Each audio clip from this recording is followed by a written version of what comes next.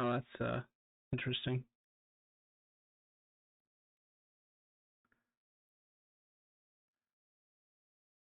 There's one that's called layered world map.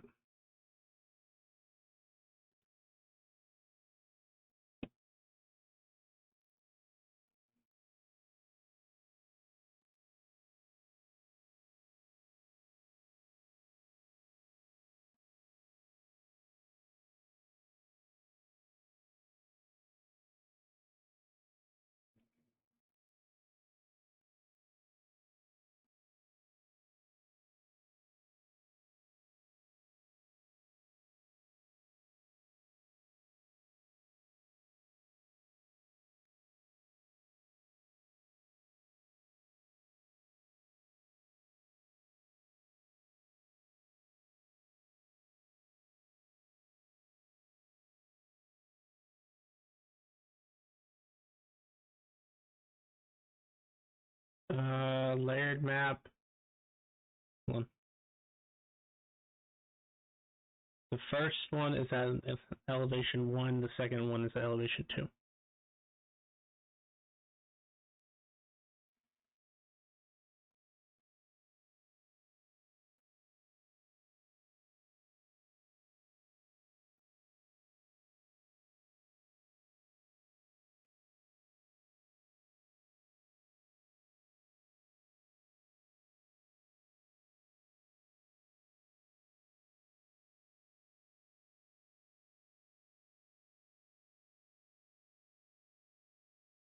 Yeah, I'm not noticing on the GM player. I'm not noticing any difference on 1 and 2.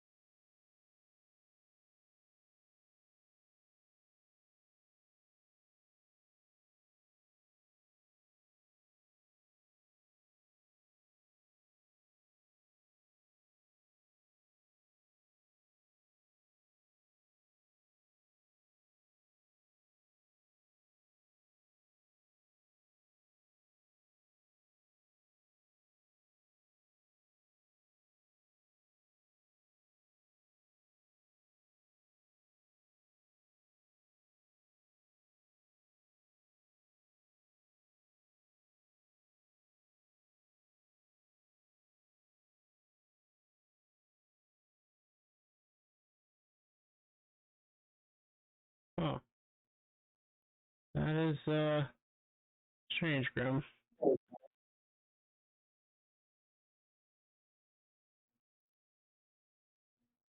What the heck? Is everything else still there?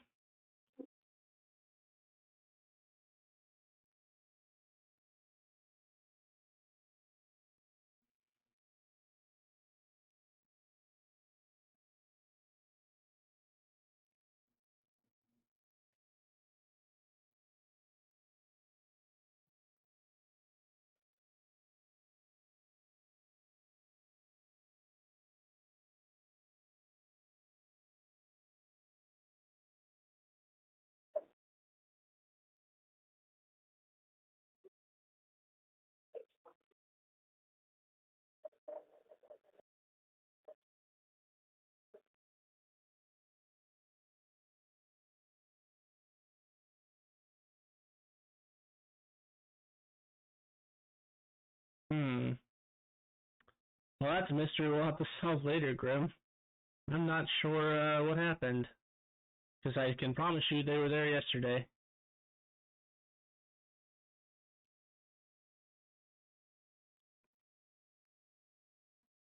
This is the right folder, isn't it?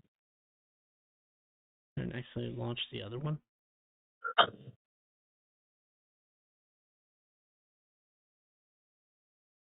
Are you guys' characters up to date? What do you mean by up to date? The stuff that you edited the last time you were in game, is it there?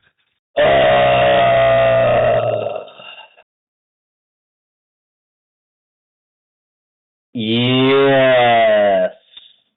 Okay, so I don't know why it's being weird, but whatever. Me having to remember the whole fucking sheet. It looks like everything is in order. Looks legit. All right, cool. Yeah. Just in certain notes and calendar things are missing. If someone notices something's missing, please let us know. Yeah, right. They were all there yesterday. They are not there today. It's very confusing. New quest. Find old quests. Especially since I just made that very detailed explanation, like fucking 2 paragraphs on how you guys got to your current movement speed. So that is that there? It's not. That's the problem. Oh no. I just wrote that yesterday. I wrote out this very complicated, like almost graph of how you guys can get your speed and what speed it's at, so I have like a quick reference instead of having to sit here during streaming and go, okay, carry the 2, divide by 5, plus 38, blah, blah, blah. I imagine Jeff just has a folder on his computer that's just speeds and their consequences. Yep. There is, actually. It's funny you say that. List of cities destroyed by running too fast. It's not none, which is weird. It's happened at least once. It's happened twice, actually.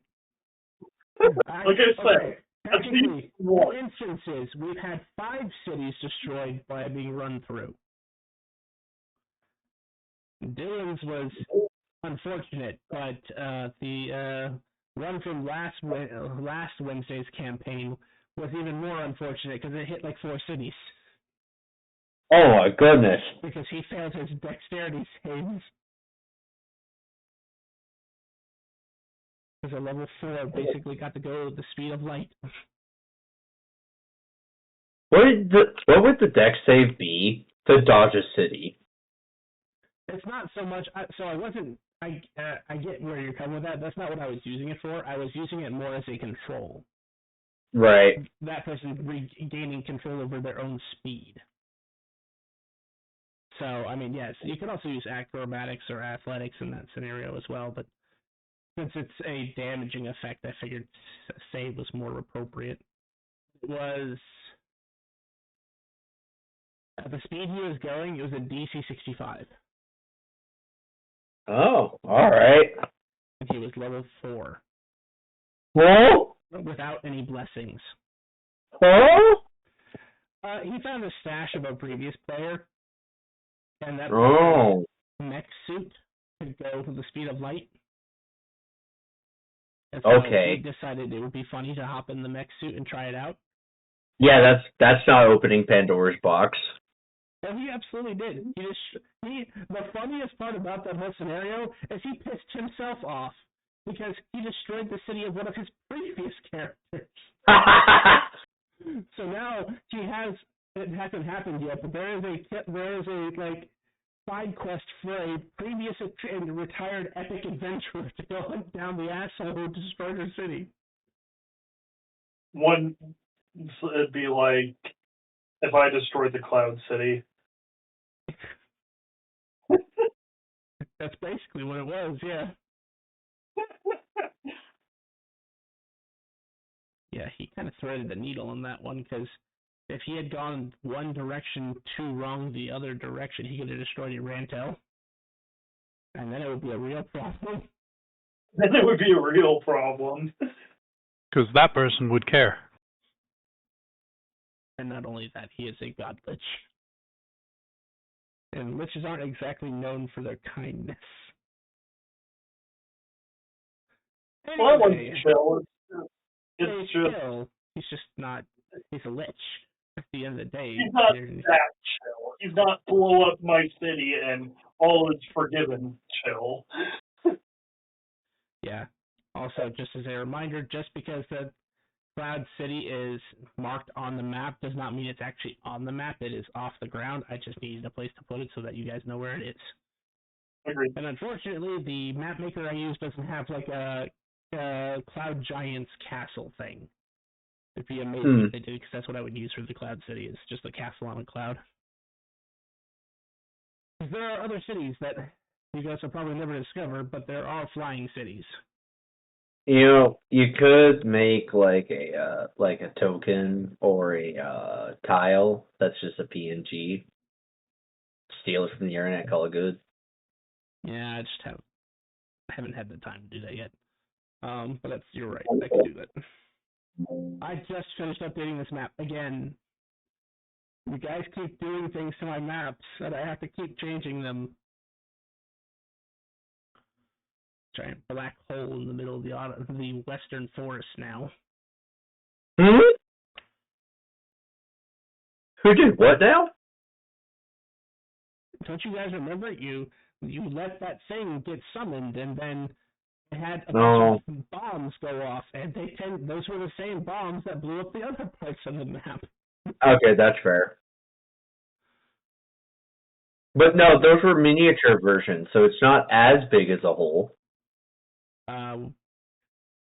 There were 10 of them in total, which is the equivalent of actually 4 of the normal one. Oh. But I rounded it down because I didn't want to make a hole that big again. Anyway, welcome back, everybody. Last time we left off, a lot of stuff happened, and a lot of stuff didn't happen. It was one of those sessions. Basically, you guys got to work doing some various tasks in the Black City, while Tim and Rondar at least got the first fort fixed and cleaned up and done the best they can. That's right, you guys.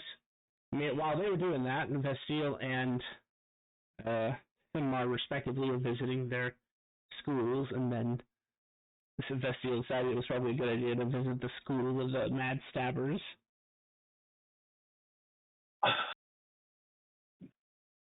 You guys stopped at the Adventures Guild. Lots of stuff happened there.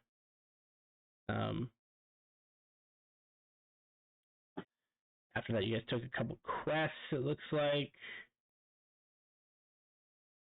Let's see. Yes, yeah, that's right. Sorry, I'm going over some written notes. So yes, you guys visited Sigil, made sure things looked right.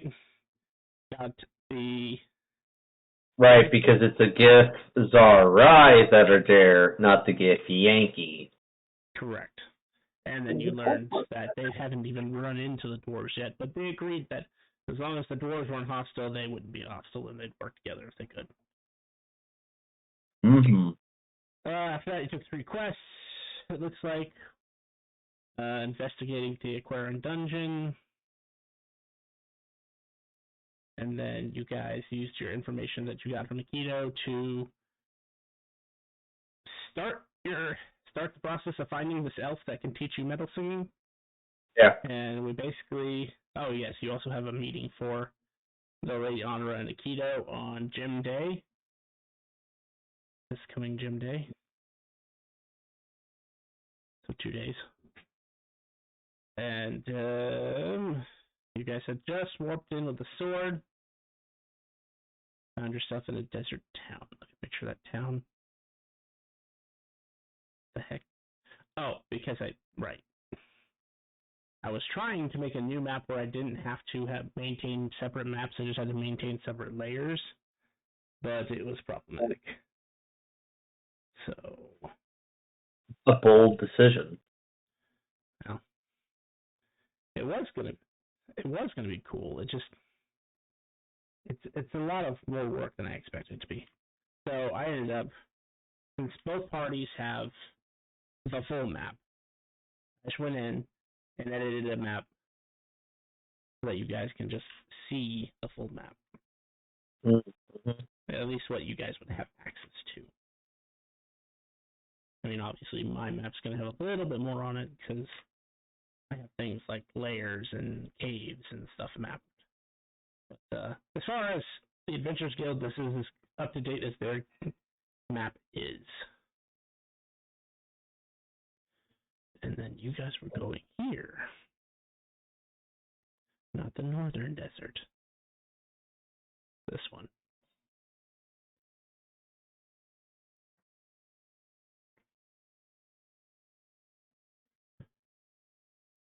You guys find yourselves Of course. in a Desert. Yep. You guys find yourselves in the middle of a rundown town.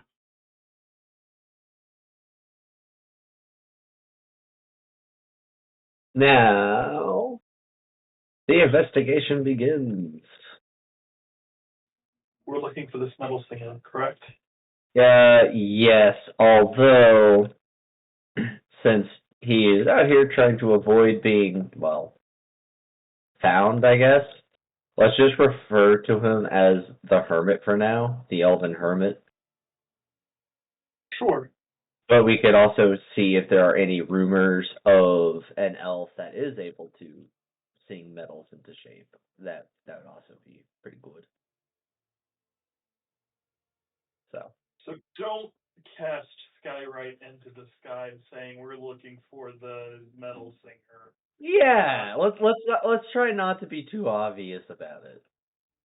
Roger. Because he's clearly a man whom does not want to be found. Do we know that for a fact, or are you inferring that simply because he's here? I'm inferring it because the only reason you would move away from civilization to live out here, and he gestures broadly at the poor state of the city in the desert, is to avoid people. Gotcha. Alright.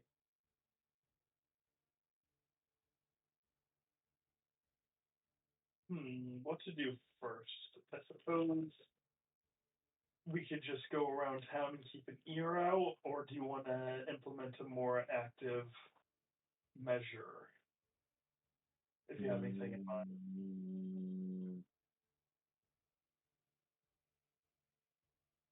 Is there a locate person spell? There is, not that I have prepared and ready to go. Well, I don't know if that would work anyway. I don't know. I guess I'm just gonna go talk to people and see what I can find. I'm pretty good people person. I forgot I left the oven running. I'll be back in a little bit.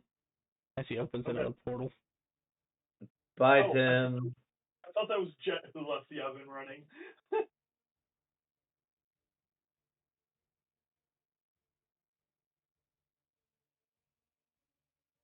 I'm gonna do something that's not gonna work, Jet. Sure. Nice. I'm gonna use the timepiece of travel as the function turn-by-turn directions and name the glass singer's or the metal singer's house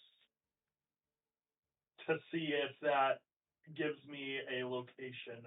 If it's within 10 miles of me and it's known by at least one creature within 10 miles of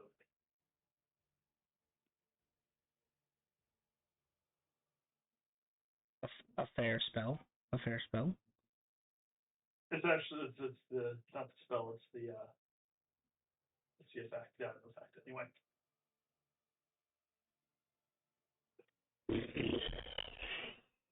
As he's deciding that, like as Tim steps in, Czar gets pushed up. That son of a bitch!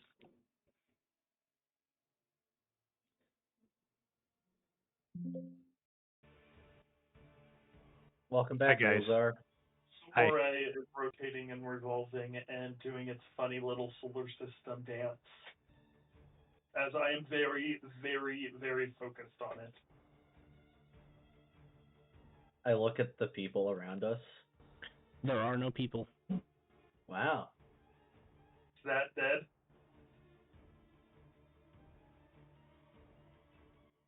"10 miles, huh?" Yeah, 10 miles. Within 10 miles, there isn't a single creature who knows where that person lives. Gotcha. Figure not. I collapse the ore and return it to my back.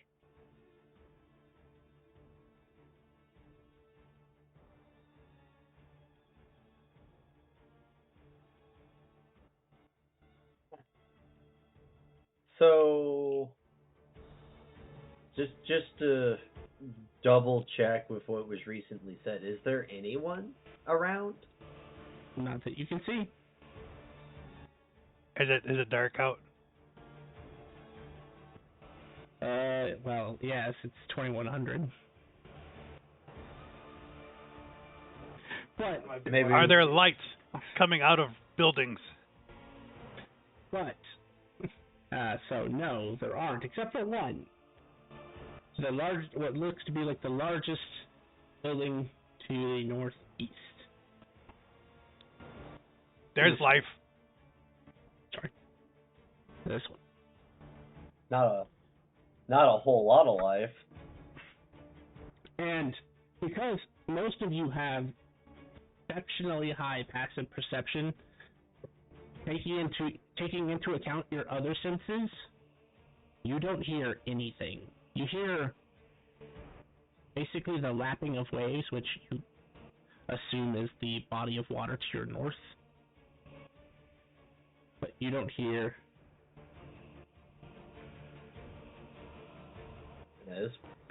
This place is a ghost town.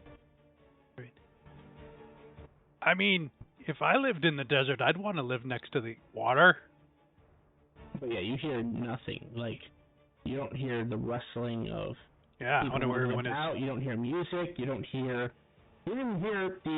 again, you have exceptionally high passive perceptions. You don't even hear the crackling of fire for like someone cooking food. Because it is about dinner time right now.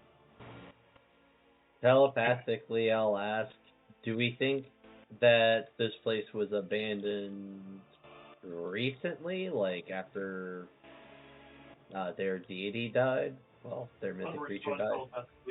Hold on to that thought.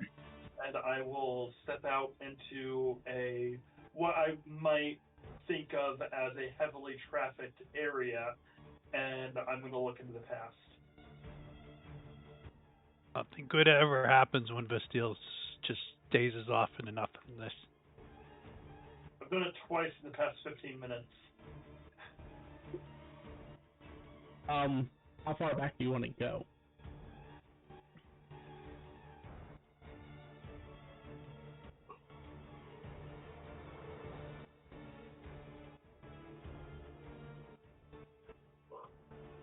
How far back did you want to go? I'm sorry, say again? How far back did you want to go? A month. Only a minute. Mm-hmm. As things kind of flow in reverse and you get to see it turn from night to dusk to midday, you see one man,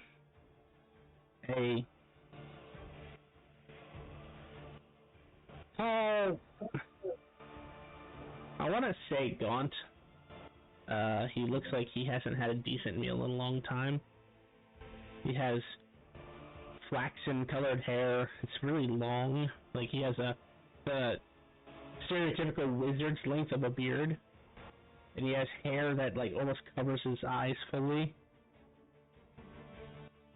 But he's wearing not so well maintained clothes.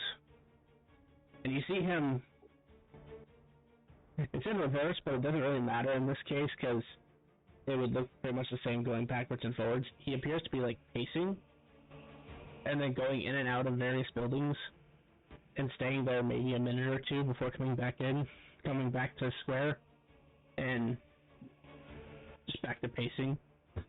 And then around, which you would know is 1500 is kind of midday, he kind of starts walking backwards towards the house where the light is. And then he'll come back out. And then go back in.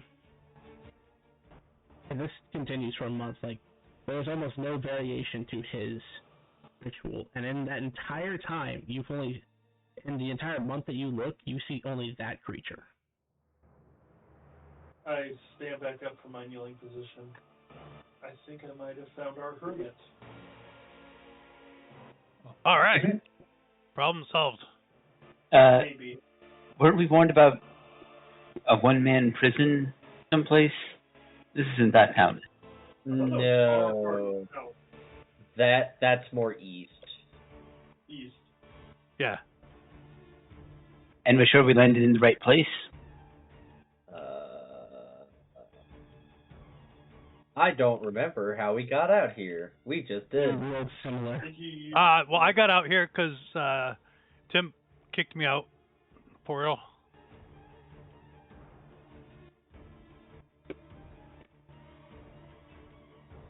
I feel like we teleported properly out here. I don't remember using the sword to get out here. No, you did. But I also could be wrong. The one with a little bit better memory would remember. Vestiel would remember that you used your short sword to get us here. You used your short sword. Because I didn't hear you. Sorry.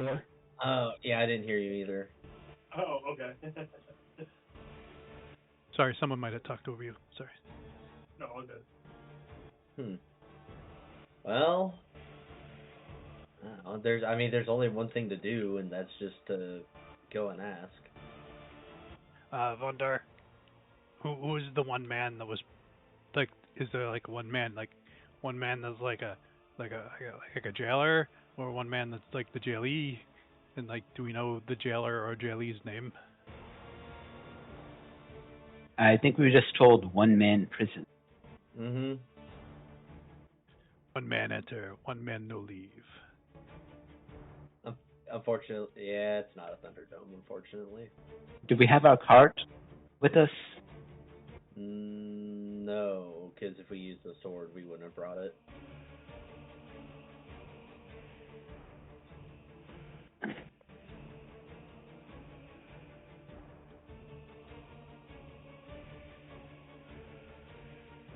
I think if you shake that hard enough, you can get a card out of it. I pointed like a pristine cardboard cutout of a certain individual. Yeah, there are questions I need to ask him at some point. I need him to be three-dimensional. Well, if you stick like a straw in and you...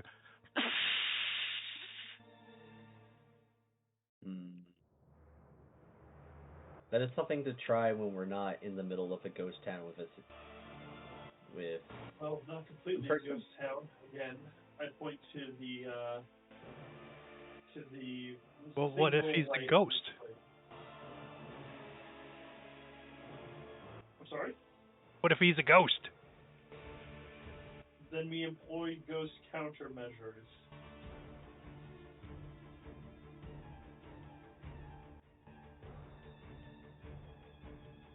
You know, I'm sure he will be a swell, if not slightly crazy guy. Hey, Zara, ask me what if he's a vampire?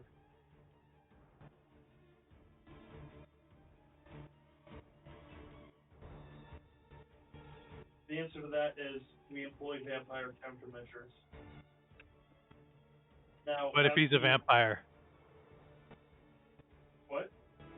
What if he's a vampire? I was debating on what I was gonna, and then I waited for the answer. That I already answered is we employ vampire countermeasures. What if he's a beholder? We employ beholder countermeasures. What if he's a dragon? We fuck off.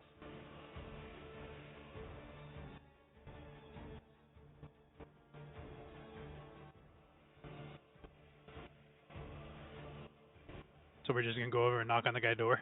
The I guy's think so. door. I mean, yeah. Gesture at Sentamar, who is the person who Vondar, who is the one who wanted to learn how to sing metal. Would you like to make introductions? I mean, not introductions, but put your own foot forward. Yeah, I guess I can. I'll head over to the building and see. Knock on the front door. I go over with. Accompany him.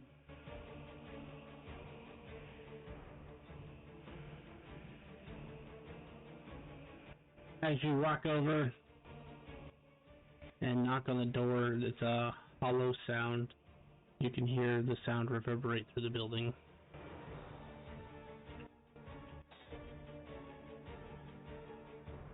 The door opens a crack. Yes. Hello. We're travelers. What was the name of out of character? What was the name of the town we were trying to reach? Hold on. Are you an elf? I believe you guys were trying to reach a Dido. We're travelers. We were trying to reach the town of Adido. Is this it? No, sorry, this is Dustfang.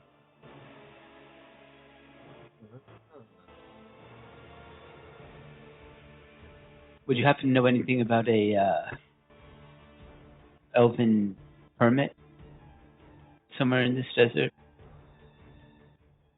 I heard tales of a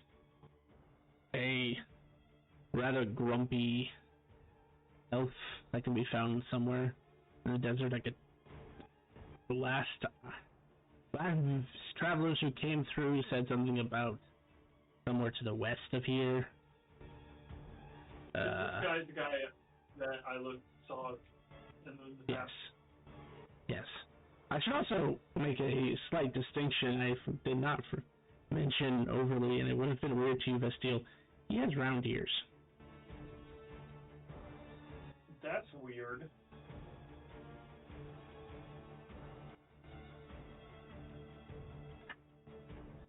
But yes, I don't know his name. I don't know where he lives. I've just heard tales of him throughout the years. He's somewhere to the west. Any lie in there?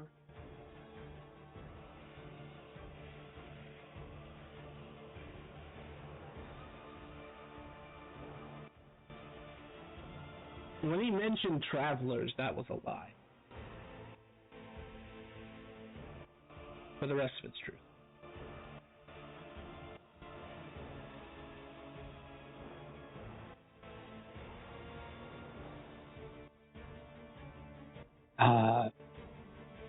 Well, thank you for your time. Sorry to intrude on you. Is there anything? Do you need anything? Anything we can do for you? And thanks for the information.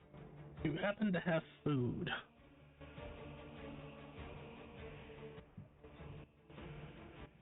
I imagine so. Yes, I have some rations. You know what? Since I think that you would probably really appreciate this right now, being in such a remote place, Samar will dig through a bag of holding and pull out one of the Vort's ready-to-go meals.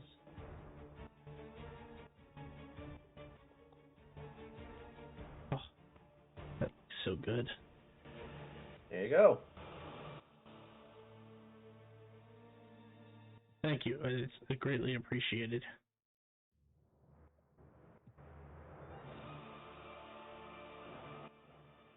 How come you don't fish in the ocean?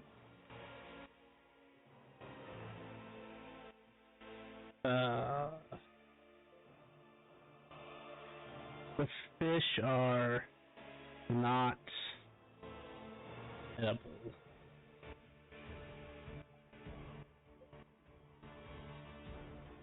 Found out that's a lie. Not edible. Are they poisonous? Yeah, terribly. They may give you an upset stomach and you puke for days and... Oh, that's right up my alley.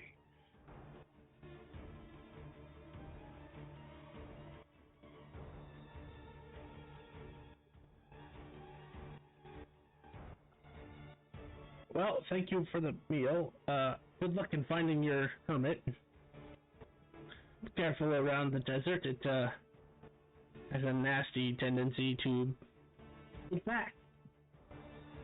Or consume you when you least expect it. Yeah, we kind of somewhat noticed that. We did? Thanks for the heads up. Thoughts off for now.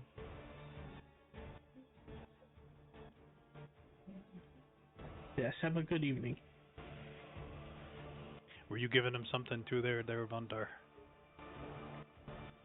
I didn't have anything other than basic rations, so I'll probably give him a couple of those. We could have given him a good berry or a hero's feast, no in between.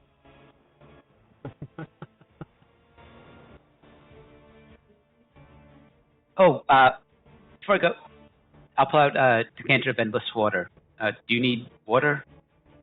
Oh yes, I could definitely use some water. Yeah, he can. I'll just give him the decanter. I can get another one.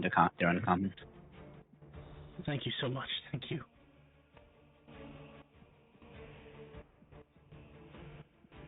And then I'll leave. That guy's... Oh, yeah. I'll wait till we leave before talking about him.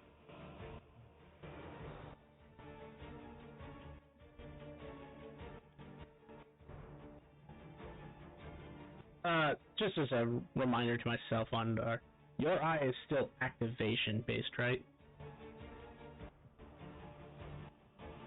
The true seeing or the identify? Identify. I think it's activation based. Yeah. Okay. Just want to make sure. Though if he was carrying anything that looked special, I probably would have used it.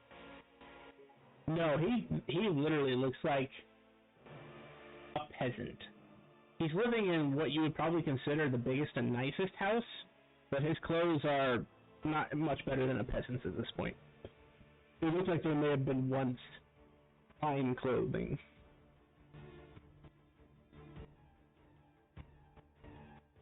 But as far as magic is concerned, no. Nothing untoward, or even he didn't even seem to have a weapon.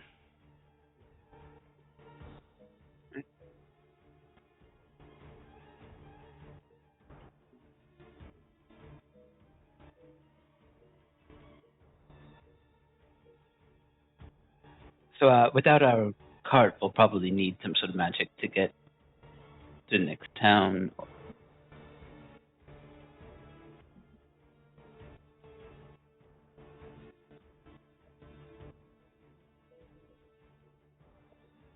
Is this the desert that shoots you with needles?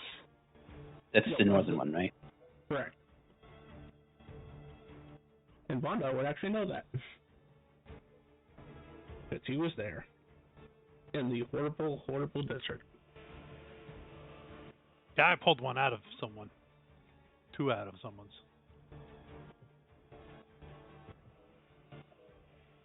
So, you've gotten your information. How would you like to proceed?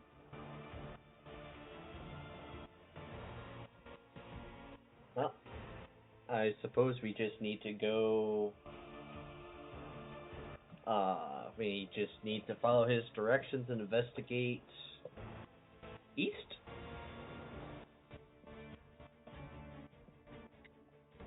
Is it east or west? Well, but I have no intention of walking across this desert. If Bastille can teleport me back to Black City, I can pick up our cart and get it back. Sure, I can do that. Yeah, that sounds like good.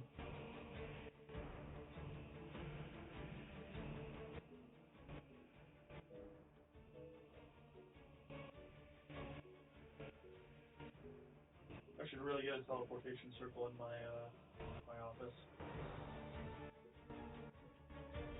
I mean, that does take a year to make. I'm aware.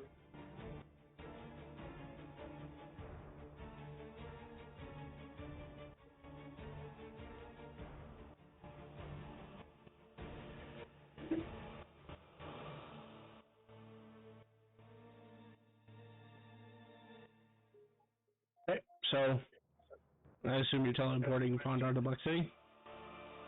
Question to teleport. Yeah, I'm all set.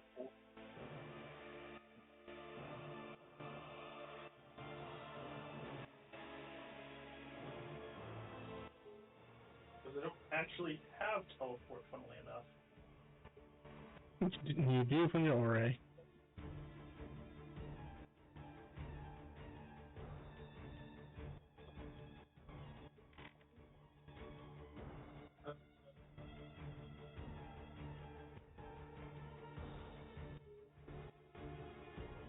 Ironically enough, that's still on target. I'm just barely on target.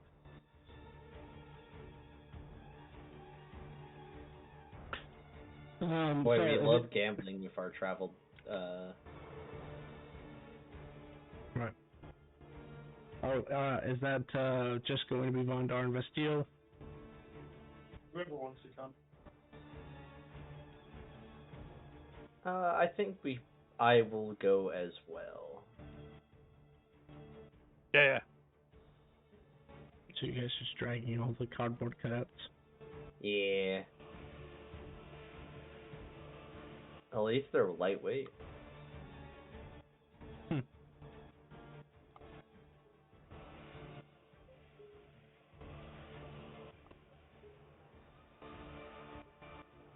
Well, once we're in the Black City, I will open a gate to Forge, and then ride the cart through, then open a gate back to Dustfang.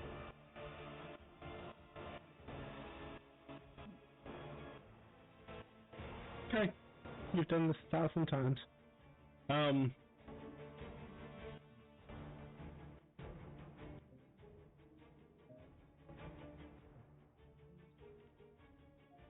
The only thing different is when you drive through to your forge has attracted attention. Nothing seems to be outwardly doing anything hostile, but there just appears to be more denizens of the plane of air around. Air elementals. Myrmidons. I learned Orin just for such an occasion. I'll ask them, hello, can I help you?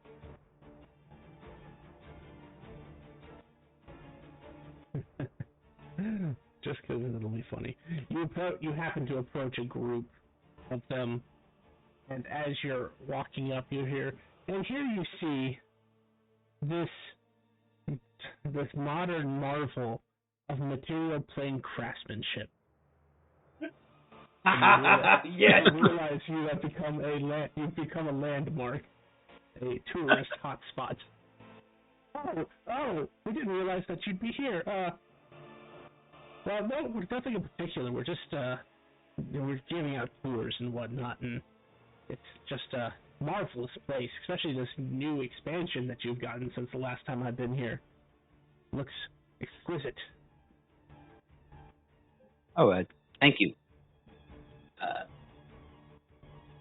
It's fine if you want to observe, as long as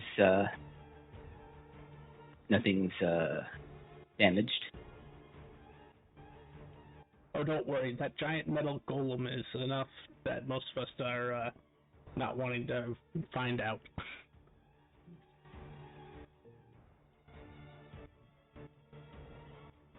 Well, we were just passing through.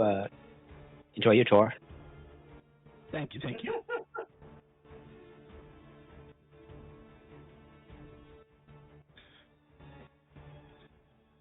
And then passing through to Dustfang. It's almost sickening, but all of you have the proper resistances that it won't matter too much. But you go from the temperate, well, not temperate, it's actually cold right now in the Black City because it is winter. You go from the cold to a moderate temperature of the plane of air, because it's almost always like 70 degrees, give or take a few degrees, in the plane of air.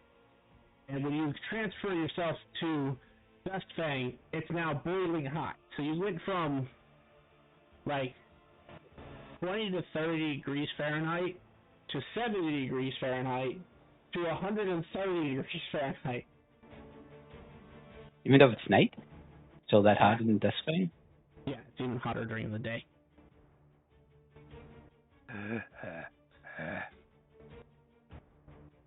And I will say, because all of you have been here before, maybe not Dustfang, but you've been in the desert of endless suffering before, it's hotter than it was before.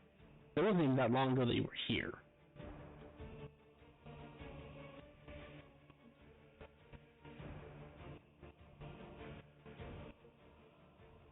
But no issues getting here.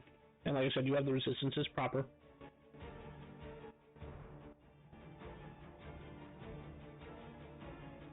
Alright, well, let's head west. The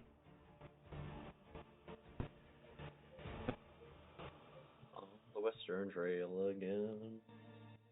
As you get, so this is a moderately important note. As you head down this trail to the west, it doesn't take you very long because it's not really that large a city. As you get to about where this building is, everything behind you becomes empty. Like the city vanishes? Yep. Ah. But it's not even so much a vanish, it's just like someone took screws in a paint pool, copied and cut this entire thing out. It's just gone. It's like poof. I have a sinking suspicion that that was the prison.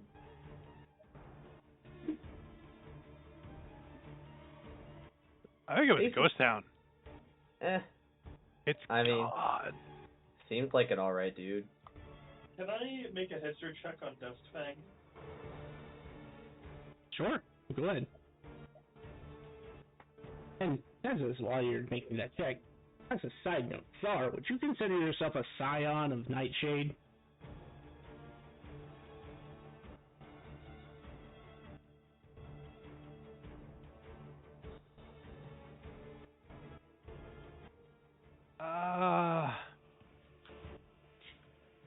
That's something I haven't.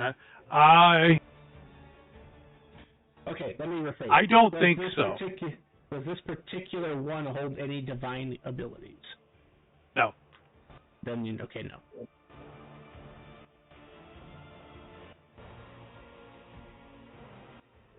So, just as a side note, the difference between a simulacrum, a scion, and an avatar is that a simulacrum cannot hold divine powers or divine levels. A scion, while it can't hold divine powers, can have some features of a divine, but not all of them. And then an avatar is literally about up to half as powerful as the divine that created it. Roger.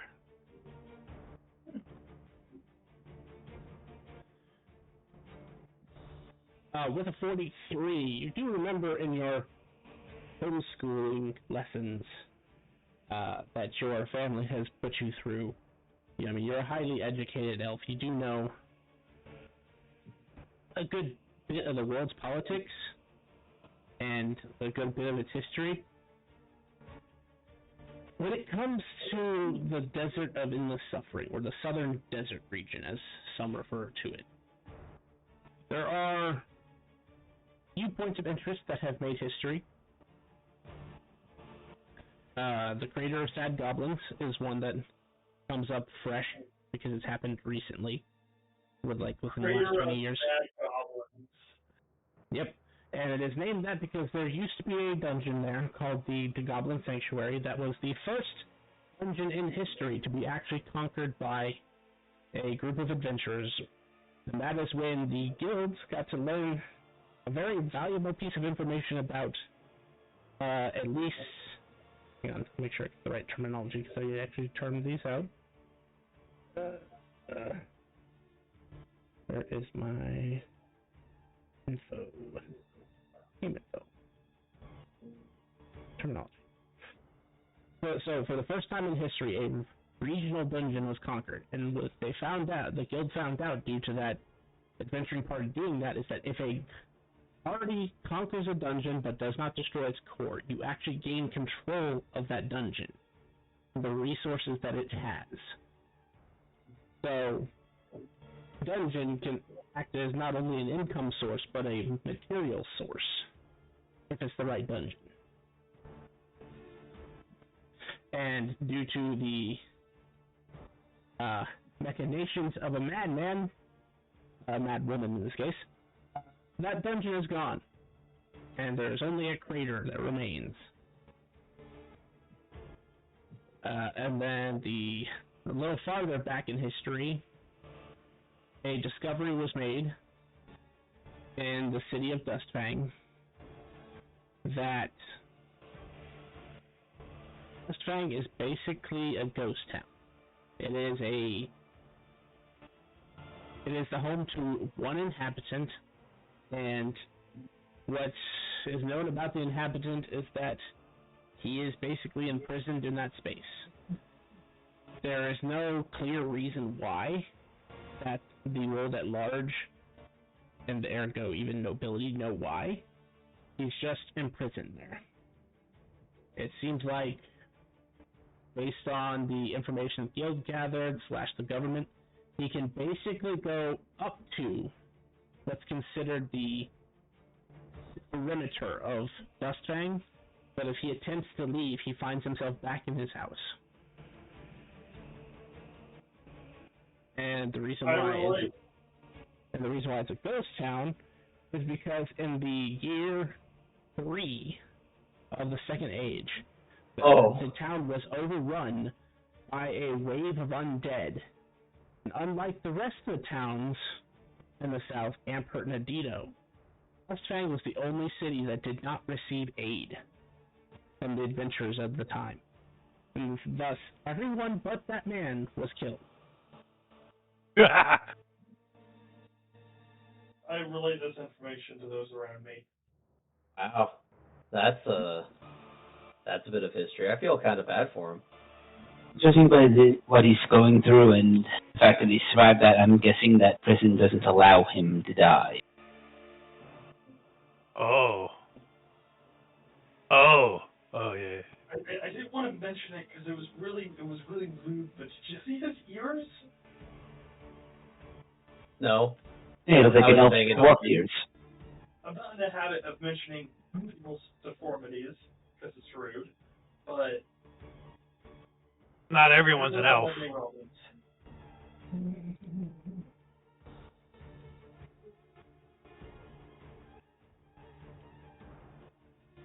Well, my ears are pointy too, aren't they? Son of a bitch! Huh? Because you're the only one in the party that this is relevant to. You've only met one other person like that. Jewel? Correct. Oh. Except you kind of thought he was undead, or kind of made the inference that he was undead because he was a Death Knight. Right. But his physical appearance was that of a round-eared elf. I would relay that to the party and say that he is probably whatever General Jewel was. And maybe Duskfang is not so much a prison, but a sanctuary for him, because I've never seen any other round-ear elves. Well, besides Jewel. I've never seen a sanctuary that leaves its charge in a perpetual state of starvation. Well, it's like a fishbowl of torture. You guys are mean then. I mean, Because like, imagine like not eating, right, and then kind of forgetting what the taste of food tastes like, and then getting some food, knowing that you're gonna die of starvation, and come back. Well, if you have such concerns, maybe you could go fetch him food for the rest of the time.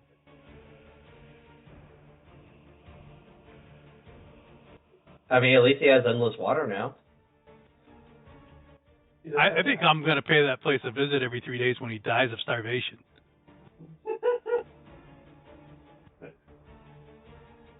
Man's perpetually stuck on the hardest mode of Oregon Trail. Fuck. I was gonna like compare him to one of those Greek tragedies where the hell is like whenever he reaches up the Vitalis. flies away, or whenever he bends down to drink, the water recedes. Forget which story that was. Vitalis, I believe his name was. Sounds right. He chopped up his kids and fed them to the gods. Wow. Wow. Yeah, that one.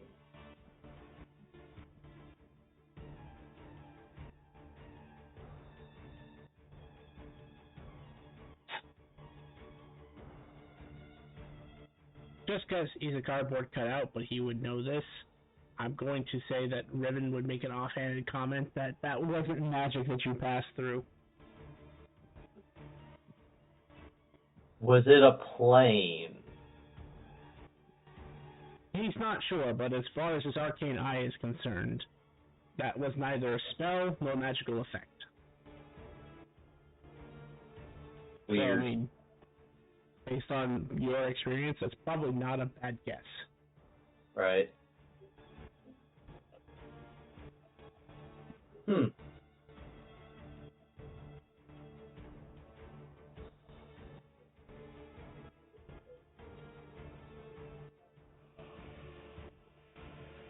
So, west. That's words. As you come outside the city and you watch it vanish and come to these realizations, you come to like a Y in the road. A fork. That's what they call a fork.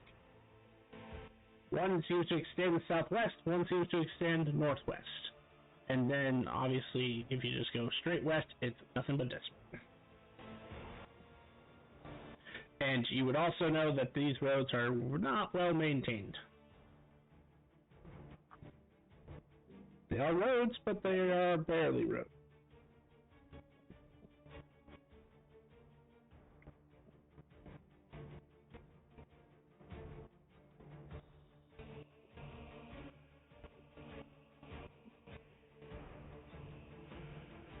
Looking at the map, I say we head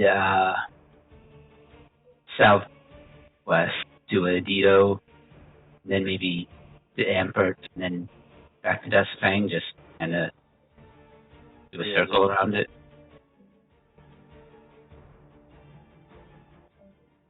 Sure. I like that idea. Yeah. Okay. How far of a truck is this? 400 miles, 450. 0.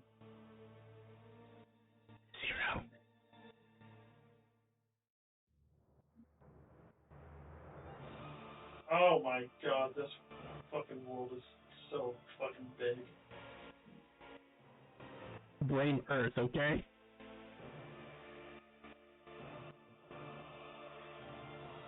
This world is unnecessarily big.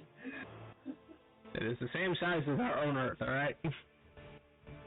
That's cool. And actually, I think I shrunk it a little bit just because in campaign 2 it took forever to get anywhere. We probably had fun with it, but it still took fucking forever. So if you're talking a round trip, it's going to be 12,000 miles. Only 12,000 miles. Only, light work. For your party, only is the accurate description. For Wednesday's party, only isn't even entirely accurate because they're even faster than you guys are individually, but their actual travel speed's faster.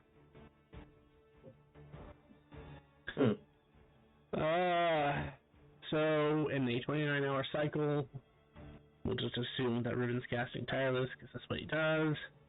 You can go 4,350 miles in a 29-hour period. As we're traveling, I ask, hey guys, what do you think would happen if we went to Adito and then went south? And just kept going south. I don't know. Oh, we'd go south. Well, what would we see? What's south of Adito? Desert. You do see a More mountain range. sand. Well, you see nothing right now because it is 2,100 hours. And even gods have a limit to how far they can see. Which at max a god can see 20 miles.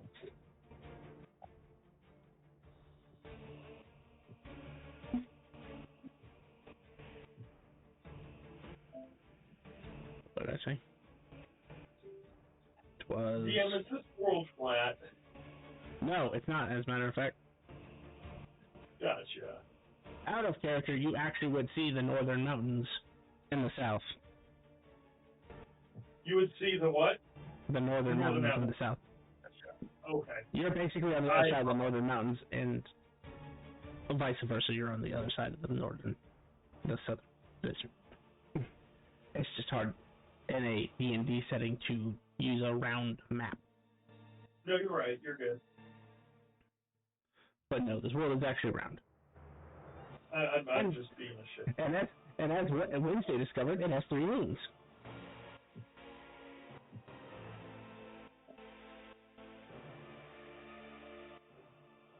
Let's see, so 4,360 is roughly right there.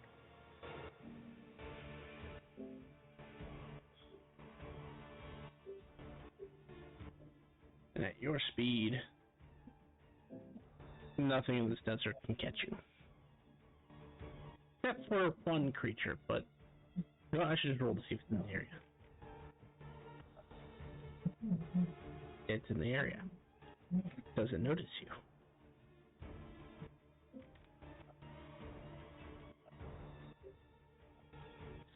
It doesn't care that you're there. So, 29 hours later.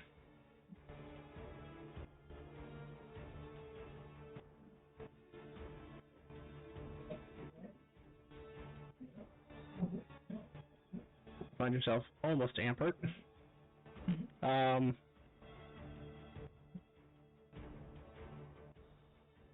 Who's keeping watch? And give me like 6 perception checks. You are.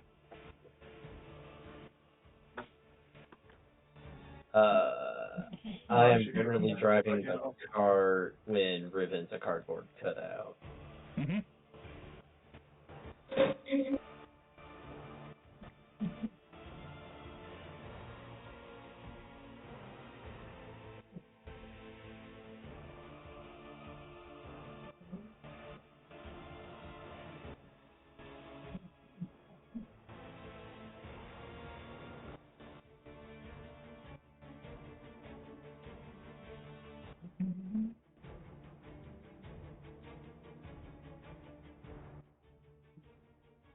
Back it up.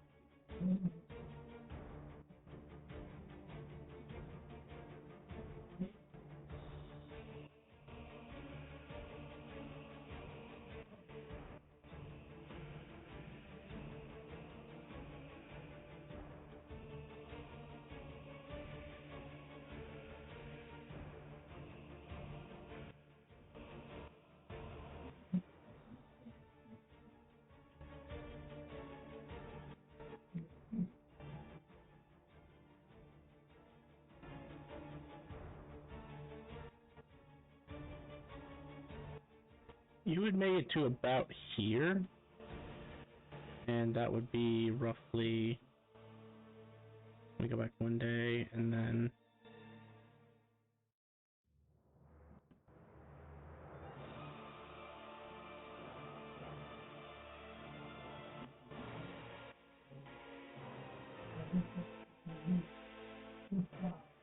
You get to about here, Vondar, and you'd notice... It is daytime. You'd notice... black smoke to the south.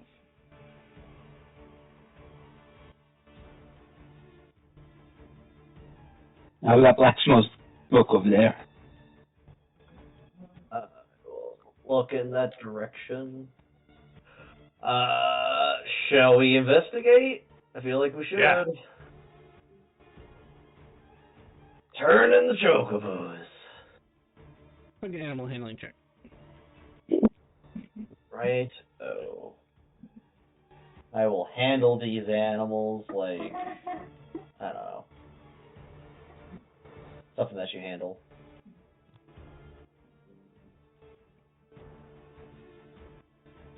Like something you handle. Good job. Good try.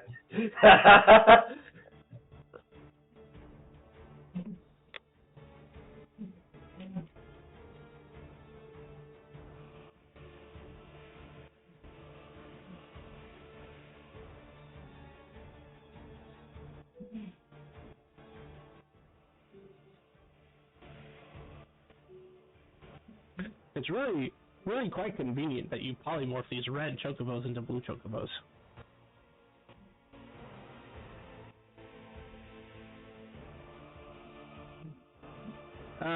With your 52 in animal handling, you're able to Tokyo drift this cart. And you just kind of whip it around and it just slides perfectly across and positions itself as the chocobos just take off in a straight line again. I love this cart.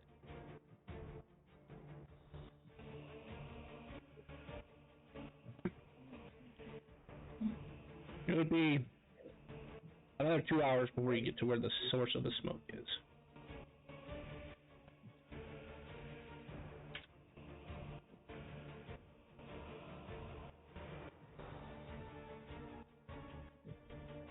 Do you slow down as you approach, or are you going to run over whatever it is? Yeah, we'll definitely start slowing down.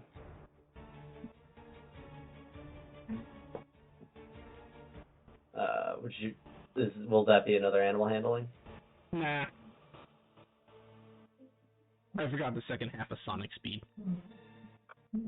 The animal handling is for Flare. Because of that. Sonic Speed makes it so where they can ignore difficult terrain. Oh. Also, Simimar's a ranger. That too.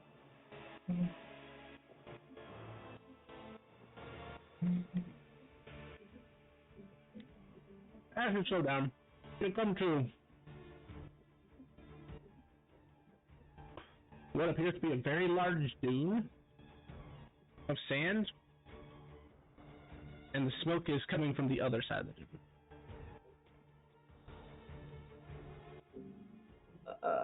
Let us approach on foot then.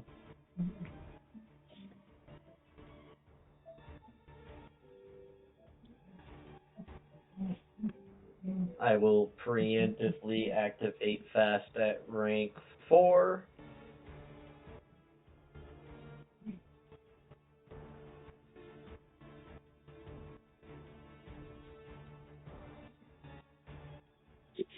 I attempt to increase the darkness around me.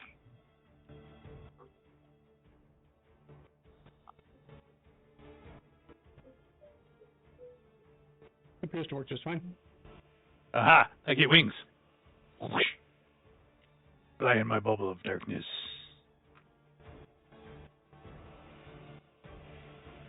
Okay. Just kind of like off the top of the sand, not too high. Okay. Bounce around the corner. The first question: how many of you are immune to the blind condition?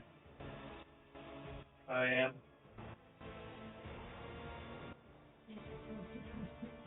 I'm not. Indeed, I am. Ian. Some more Czar. Nope. Nope. I have people eyes. And you said no, Czar? Yeah, I have my normal eyes. I don't have people eyes. I don't have somebody else's eyes. I got my eyes. Alright, I go around the corner. Everybody but Vestile, make me a... What is normally a blind check? I believe that's usually Constitution. That sounds right. I'm just gonna double check. If it's blinded for beauty, it could be charisma. It might be wisdom if it's the spell, I think, if I'm right. Constitution is Yeah. correct. Oh, the spell might be wisdom. Is this a spell or magical effect? No, it is environmental.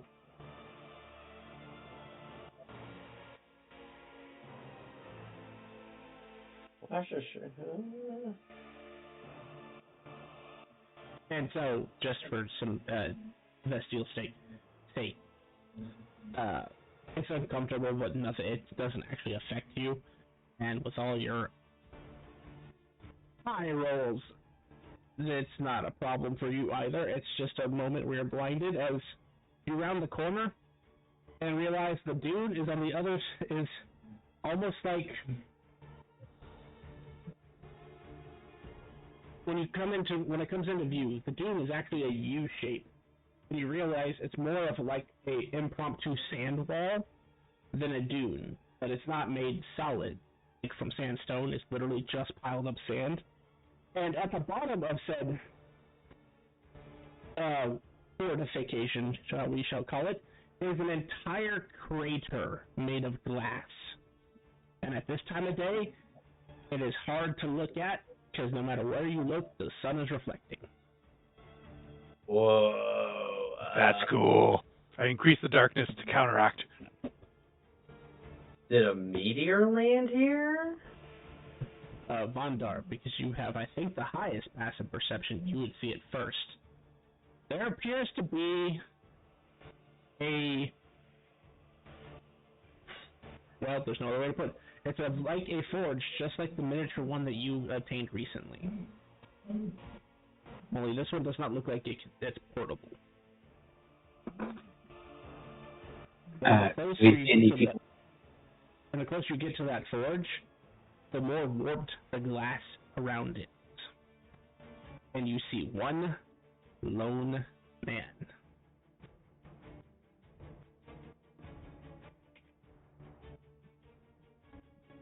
Hello.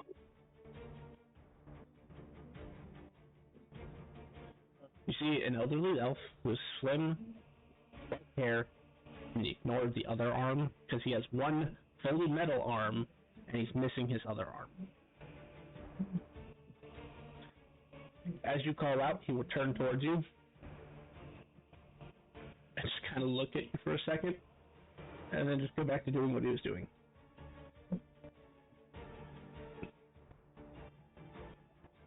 I'll approach him. My name is Vondar Terret. Like you, I'm a smith. I've heard rumor of an elven smith who retained the lost art of metal singing. Are you the one I'm seeking? Before I can answer that question, bear the hand that you bear the mark on. Also, don't forget the sweet rolls. You have the sweet rolls. I give them to you.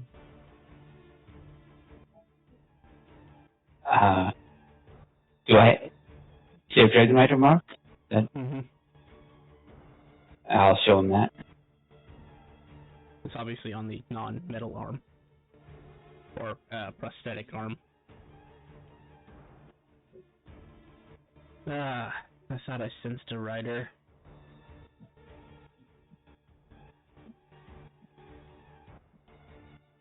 Yes, I would be the one you're looking for. Castigallian blacksmiths. Former forge master for the riders.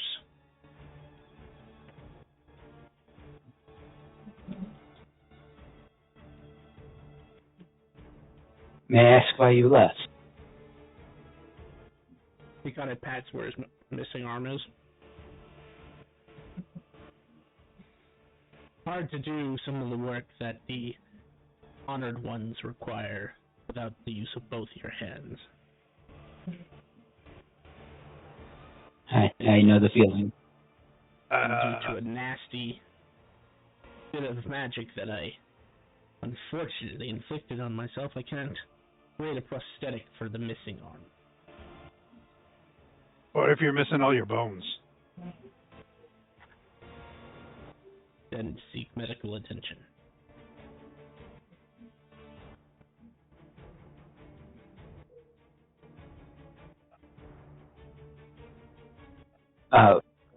Would you be willing to teach me? You'd have to first pass the trial. It is a dragon rider's art, after all. And you'd also have to get permission from the current forge master.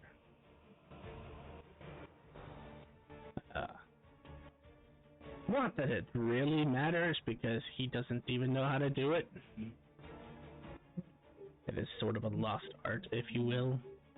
But if you have permission from the current forge master and can pass,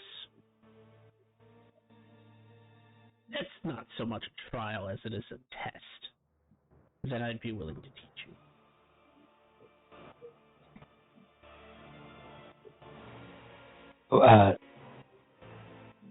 We brought a gift as well, and sweet rolls.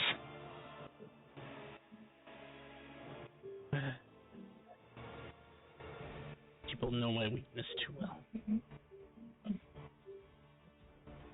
He'll accept them and put them sort of a little bit off to the side of the anvil portion of the forge. And I will. I think I spoke with him about this, so I have applied permission, but I'll pray to ask his permission to learn metal. Oh yeah, sure. I just have to. We can do the formalities later. We'll have to induct you as one of the forgemen of the riders. But we can take that later. Teach me, please. And as you're having this conversation, this prayer, you'll hear the elf just say out loud, "It's not going to be possible. We went over this 1,000 times. It is your fault for not completing your training."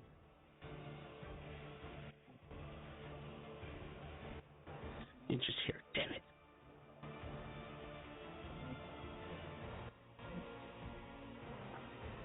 The young whippersnapper thinks that he can just rewrite history.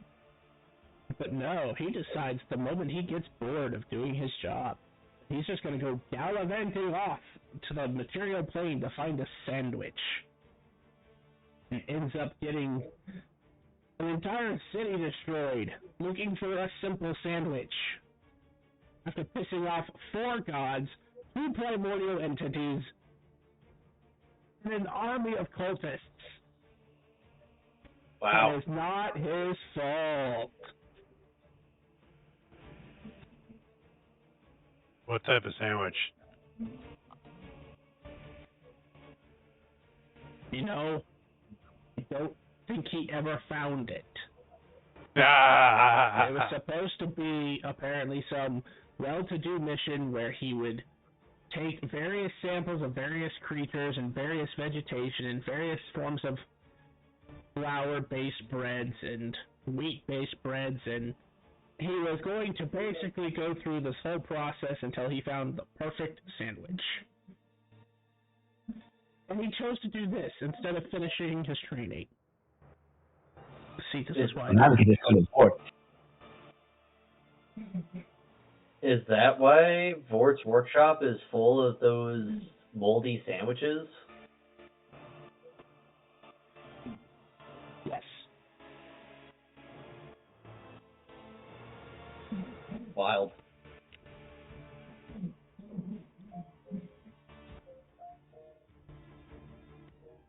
So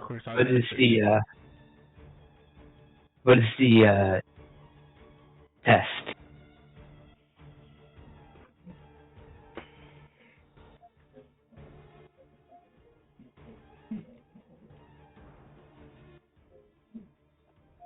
Forge me a magic item from a planar metal. I don't care which one, because the fact that you can work with a planar metal makes it special rather than the planar metal itself. And then when you make the item, enchant it with an effect opposite of what that metal is capable of. So if you have airlight, for example, and you make a cape that lets you fly normally, I want you to make an airlight cape that can weigh the target down so much they cannot fly. Instead, gain a burrow speed.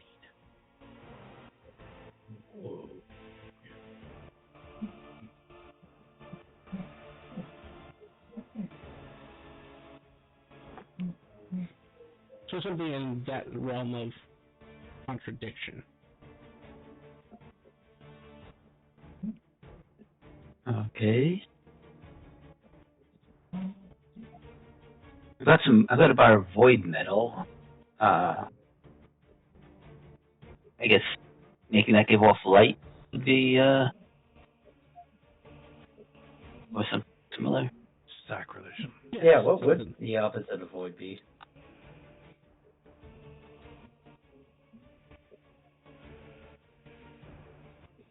You're on the right track.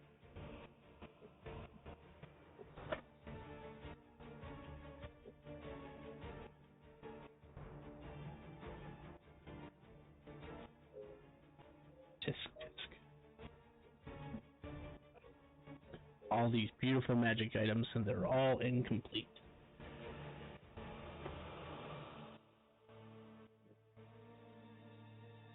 What is he looking at when he says that? You. And he's like staring past you. You can tell he's looking at you.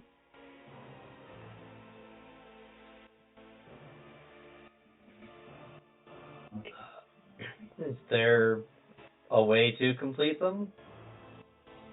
Unfortunately, no. Once certain things are made, that is how they are made. I see that he's still a child, even after all these centuries.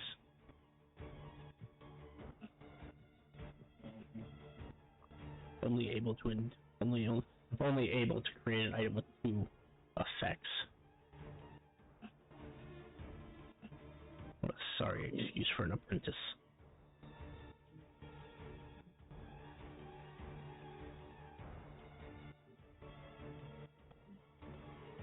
Do you make items for people? No, I have retired from that. I now just create what strikes my fancy and what I can create with one arm. And what do you do with these items after you create them? Well, normally I'll melt them down so I can make new items. It's kind of my hobby. There's some in that dumpster over there. And do we have to run into the dumpster? I'm very curious about this dumpster too. What are they just like failures in your eye, or the recycle bin for your next hobby? They're at the level that my apprentice can make, and that's not good enough. Fair. I'm better than that. Also, you can only remake items so many times with material before the material becomes unstable.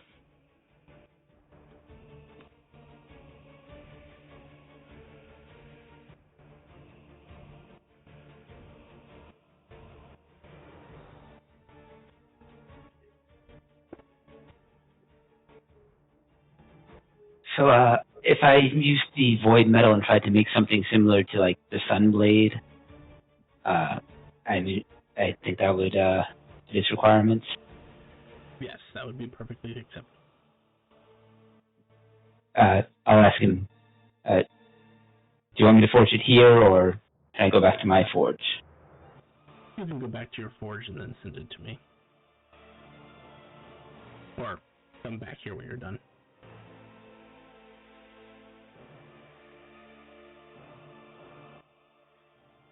Do you have a circle of teleportation? And probably in that bin somewhere. And when you look at it, Czar, you're flabbergasted. There are items that you know for a fact that are worth hundreds of thousands of iridium in here. Artifact-grade equipment. Legendaries all abound. You want this one, Simamar? I mean, I want this one. If the Forge Master is willing to allow us to take his junk off his hands. These are unstable.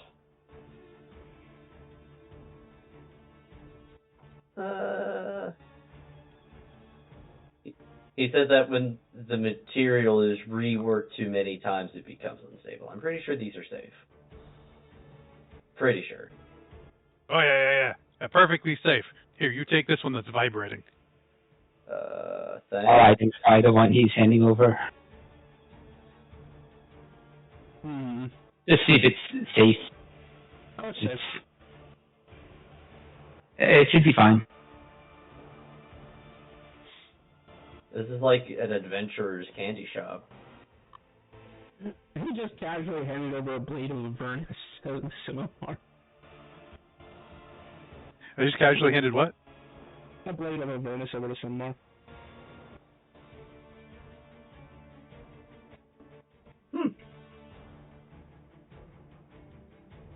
That's cool.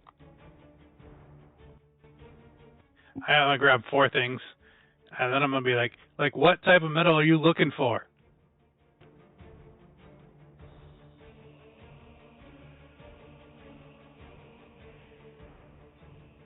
Not really looking. Just messing around. Immortality can be boring, or you've lived long enough. How much geo adamantine have you messed with?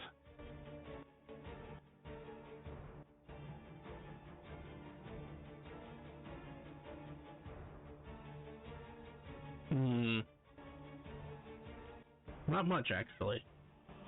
Because those are Hey, Evander, can we? Oh, is that okay? Yes, it just means it takes an extra step. You don't find it naturally like that. Evander, we should bring him back some of that. Yeah, I actually happen to have several tons of bioadamantite. You need more supplies. It'll be helpful. I can compensate you with extra lessons I know that you're not going to learn from anyone else because my idiot apprentice is an idiot.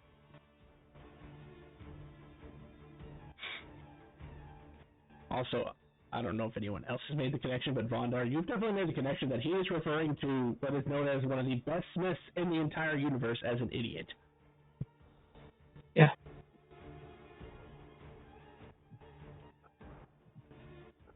wild. Yeah. It's literally a story note that no one's ever gotten to explore, so this is actually kind of fun for me. Because that was actually the player's backstory when he made the character was.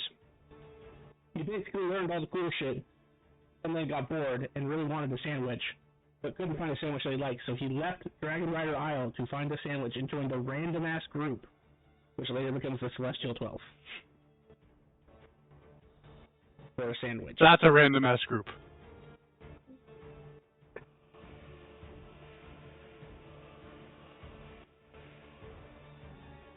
So, have you forged any wood out of curiosity? I have. Or, okay.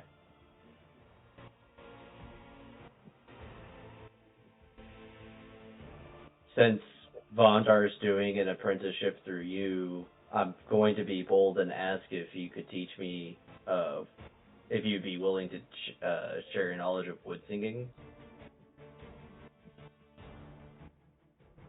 Unfortunately, you have to bear the writer's mark to learn my secrets. That's it was fair. a oath of fealty I swore to the honored lady. They let me leave of my own volition and dump all the work on Apprentice, and I just make sure not to share my secrets with anyone who outside the order. Gotcha.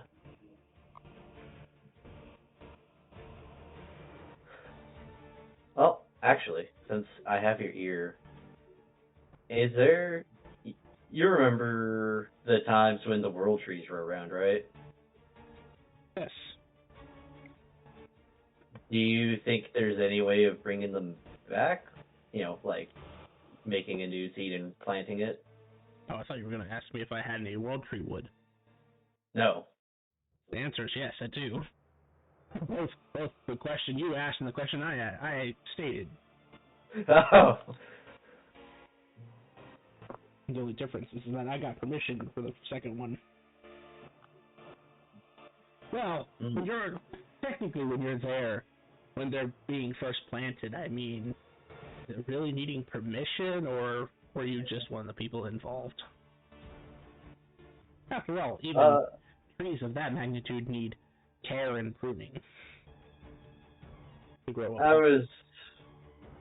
It was more out of curiosity, as well, it would be nice to see a world tree flourish once again, but I'm really just an outsider in this matter. The last time I encountered world tree wood was the door to the past. Yes, my apprentice's most failed item. Yeah, I kind of absorbed it into my soul and had to have someone take it out. I mean, you could just grow a world tree, although you know 2 world trees exist still, right? They do. They do? Have you never been to the capital of the West or the East? No. won't Let's spoil just this say I'm a surprise. very ignorant elf. You're not an elf. Why would I think you're an elf? Well, my parents were elves. No, they weren't. One was a elephant person, and the other one was a fucking Gundam. That was after we resurrected them from the realm of death. Well, your soul very clearly says that you're not. What does my soul say about me?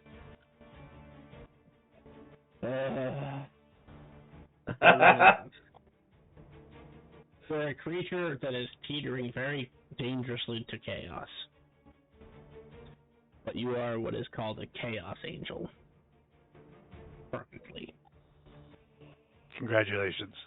Though it does not seem like your seed is fully developed yet. Okay. I would love to hear more, because... Yeah. I would be curious how you got there. Well... I think we have time if you want to listen to my story. So, I mean, at this point, if characters don't have anything else to ask him, and you want to go off and do your things, you can while Simar's explaining this. Yeah, I'll get back to the forge.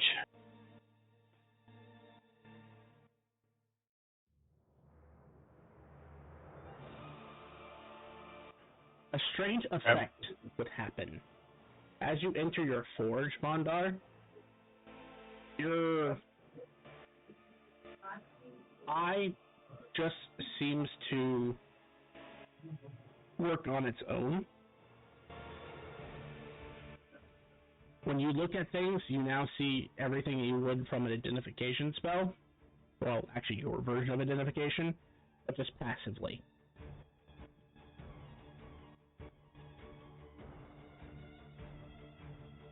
That's gonna get annoying. It kind of is, yes. And as you assumably look at yourself at some point, you'd see that you currently have a blessing on you, blessing of the Forge Master. Basically, makes it so where Arcane Eye is... Arcane Eye? What do we call it again? The Godsmith Eye? What did I call you?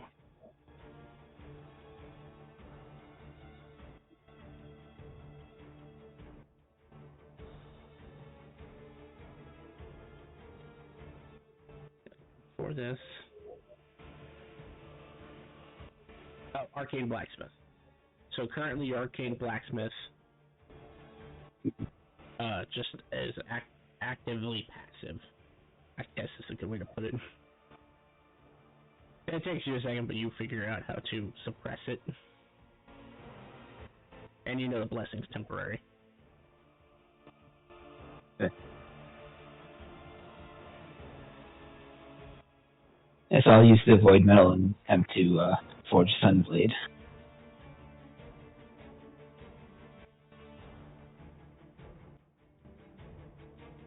Alright, it is a rare. I believe that's well within your wheelhouse. Give me a second.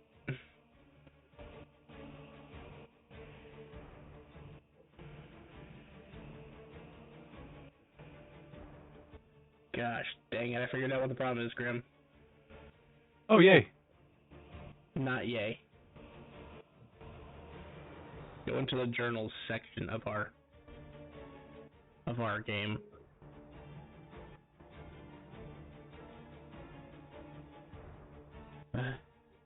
Once again, something wiped out all of our journal entries. I need to figure out what mod's doing that. I think it happens when that stupid pop-up that tells you this world's settings isn't synced with default settings. I think when I accidentally hit yes, that's when it wipes out the journal entries. You son of a bitch. Fortunately, I'm pretty Stupid sure defaults. I'm pretty sure I have a copy of this, but I'll have to get it after stream. But that's unfortunate because all of my stuff. And our quick party things are in there. Yeah, I'll have to. So we don't have to go searching for all the parties. Wow. That's annoying.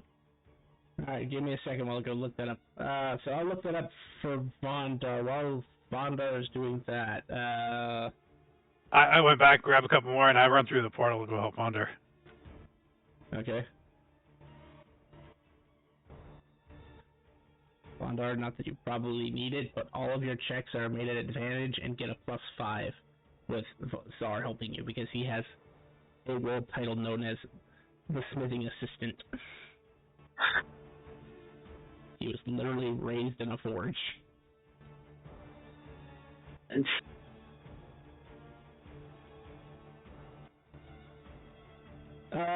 Okay, Vestia, what are you doing?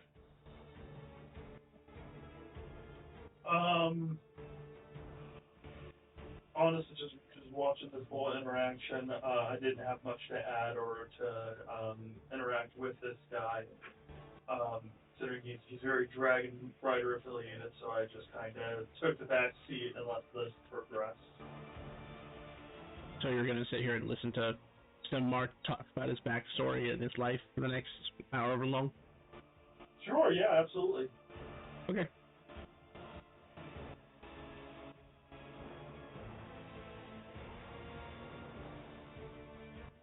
Thank God. My note for making magic items is still in the very, very first server I made on Roll20. Oh man, roll 20. It's been a hot minute. That's where I started this campaign all those years ago. That's where I started too. I will. You're back. Okay. Yeah. As a Vonda, this is a lot better because like I actually have my mentality when I'm doing this. Like when I go visit my dad's shop, I conk conk conk conk.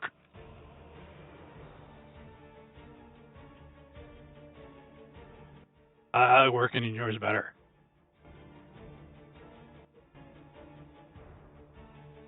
Thanks.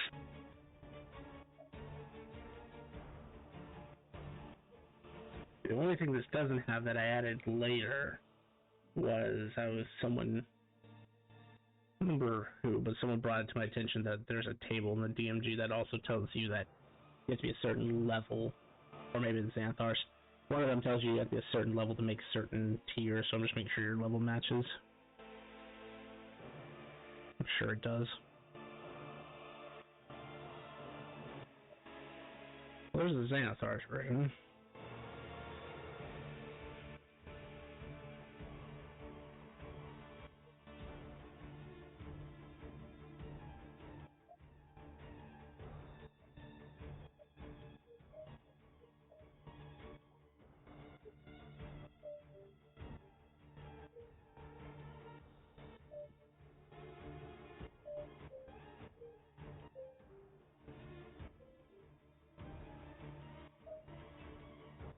We'll just assume that you are for right now, because I don't want to sit here forever looking for that stupid thing.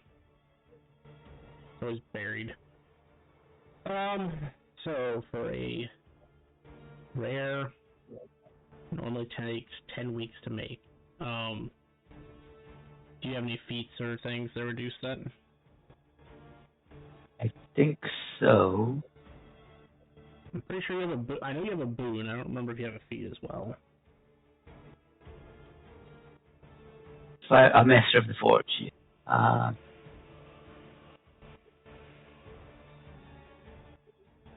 Twice as fast. So you could make a...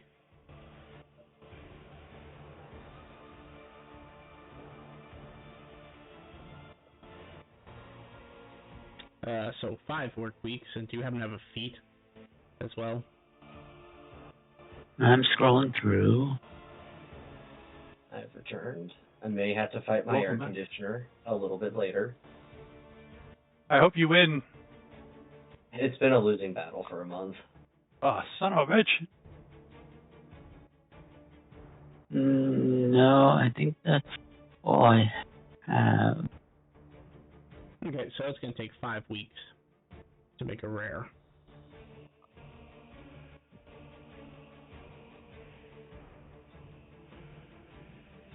It is sped up even more so because you have assistance.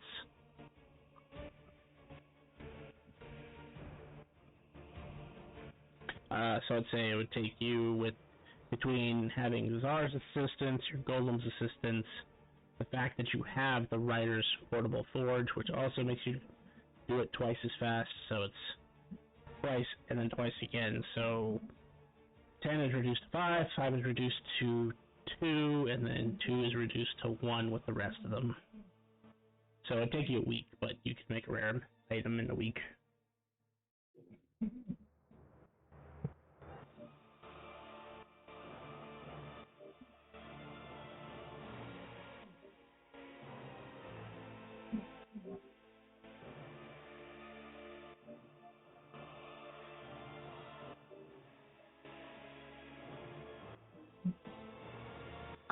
I will message everyone and say, I figure it'll take me about a week to make this item. Okay. All right. Sounds good.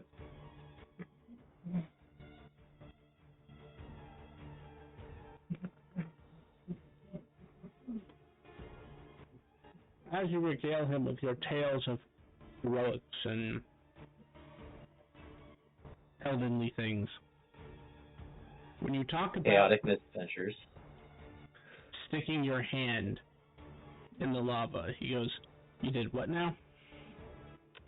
I decided to stick my hand in the lava because the last time I interacted with the elemental plane of chaos, I fell into the primordial soup and came out a storm Azamar, so I figured I could turn into a fire Azamar. With his one hand, he holds the bridge of his nose. Then you proceed to then stick your hand in Element X. Did I? Because... That's how you got the glowing hand. Well, so I didn't stick my hand into Element X. So after I touched the lava, we returned to the material plane where the element changed to a poison arm, and we went to a Church of Serenray, and the priest stabbed me with a needle of attunement in the other arm, because I basically cured the poison, and quote unquote made my arm incorporeal, I guess. And then we were curious to see if the needle of attunement would make my other arm also, I guess, chaotic. And so when she did that, then it became the Element X arm. Right.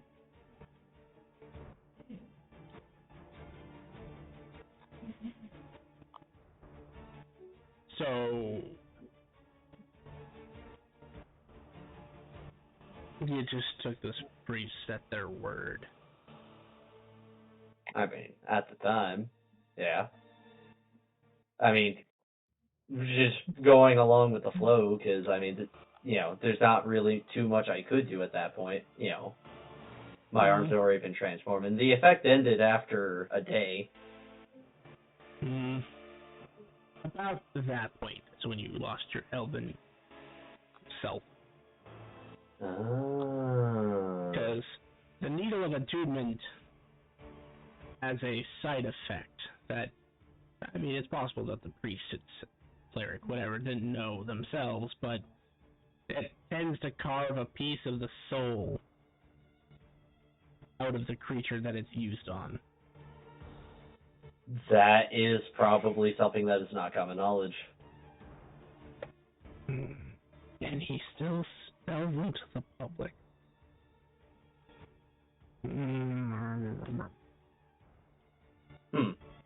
Okay.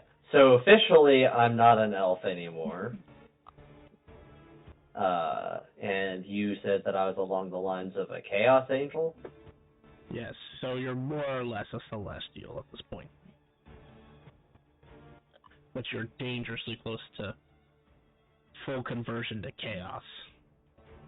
So what is, I guess, the conversion to chaos? What would be the effect of that?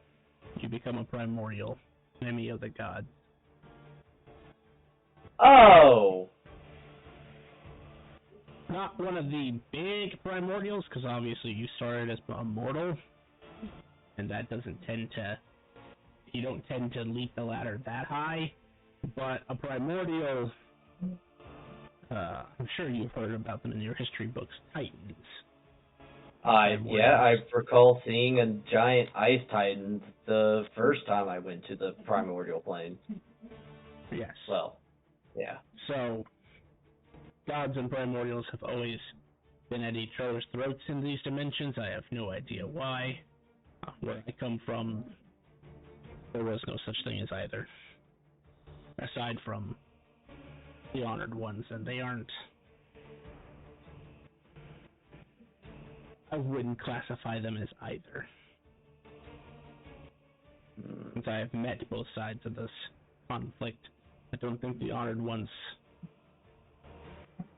fall under deity or primordial. There's something different.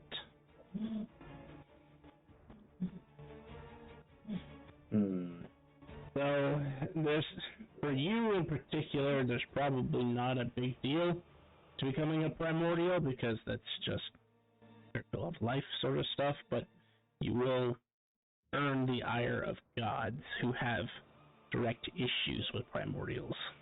Right. Well, I would prefer not to make enemies if I can help that. I have been looking into harnessing the power of the void recently, and I'm wondering if that might be a solution to this now known issue of becoming a primordial. There is a void god.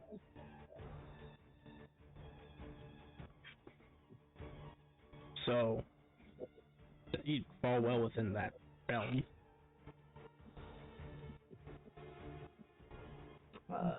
Could you tell me who it is and where I can seek him out? The seven-headed dragon, Lacroix. Lacroix. He is partner to the keeper of the material plane.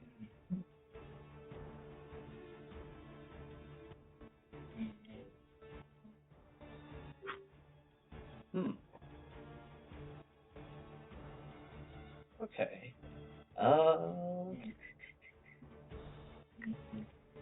I don't. So I think I caught a glimpse. Describing the being that I saw when Mazric exploded and transformed into something. What would you say that was? Oh, that's the firstborn. Okay. And the firstborn is not a keeper. The firstborn, well, if you mean literally, yes. It's more a figuratively no. Okay. This might be a little bit more of an in-depth explanation than you need, but it's always good to know things. So when it comes to the ladder, the tier, the hierarchy of gods, you have quasi and hero deities. They are basically those who have attained enough deity to become super of their race, so super elf, super dwarf, super dragonborn, etc. But have not been given enough divinity to actually be considered a god. So they are given the title quasi or hero deity.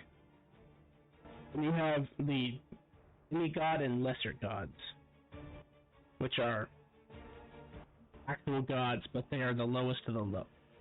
Or in a demigod's case, they're the children of God and haven't earned their full divinity yet. After that, you have just gods. It's kind of a middle rank that is both an all-encompassing and also a rank in itself. Then you have the intermediates, which are a formality, but they are higher than a regular god. They handle more the overall operation rather than the day-to-day. And then you have greater gods. Greater gods are like the auditors of the universe. Whatever their domain they're assigned to, they are in charge of making sure everyone below them is doing their job. And then at the very top of the god ladder are overgods. Now, you don't hear about those very often because, quite frankly, they don't exist within our space. An overgod not only leads an entire pantheon of gods, but they also tend to be the architect of entire realms. Right, okay. The keeper is the equivalent of an overgod. The keeper is something called an assistant. The assistants are individuals who caused so much chaos or did things on such a massive scale that they have to be watched directly by entities that are hard to comprehend. These entities are known as architects. The architects, literally, however you want to describe it, they built everything.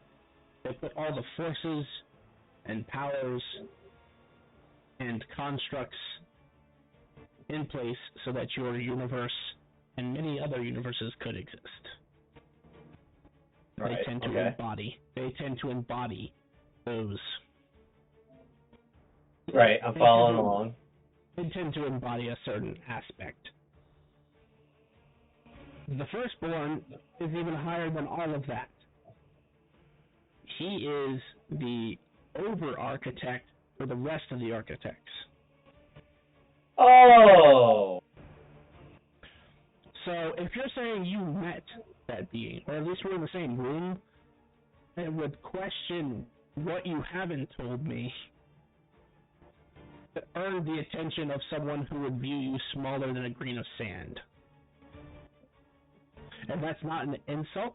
He'd view me the same way. He'd view all your friends the same way. He'd view even the Keeper the same way, because truth be told, he is at such a high tier that it's not his job to maintain this universe. His job is to maintain the structure that the universe lives in, and keep the architects in mind. So, if he was here, I would explain what happened to that. And you see this, like, it looks to be a beautiful metal that you can't identify, but it's like almost like a twisted giant piece of metal. I was working with that material, and for reasons unknown to me at the time, it just worked.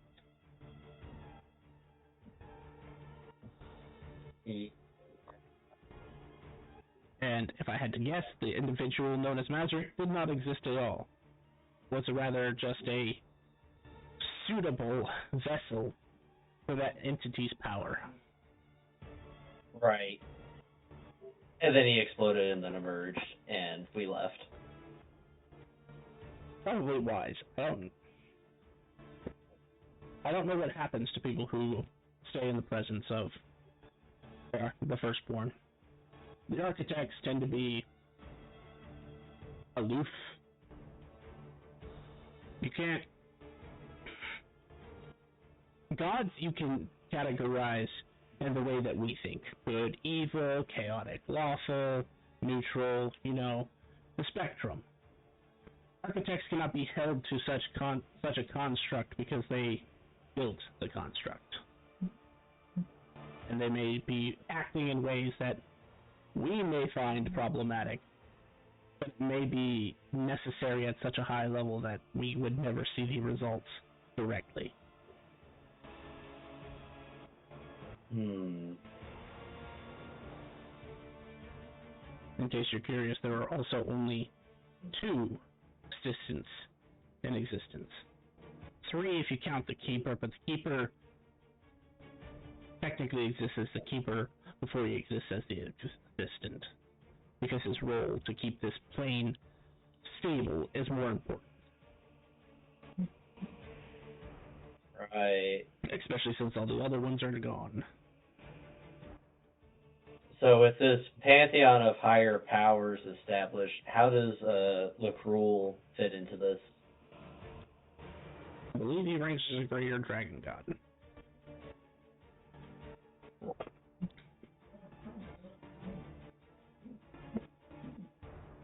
Alright. And I'm assuming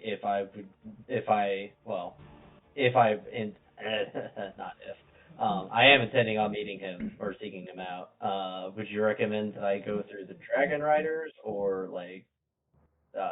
another dragon deity like Ryu? I would suggest going through a fellow dragon deity. It's going to get you an answer a lot quicker than if you go through the bottom half of the channel, so to speak. Gotcha. No, it isn't necessarily a wrong thought. The Keeper also holds the title of an Archmage amongst the riders, so...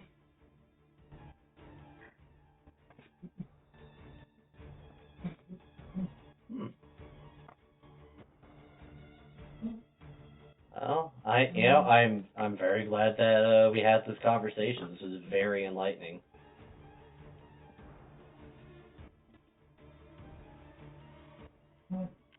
I'm going to have to pray now. And you'll watch one of the sweet rolls that you guys brought him float up, and he just starts eating.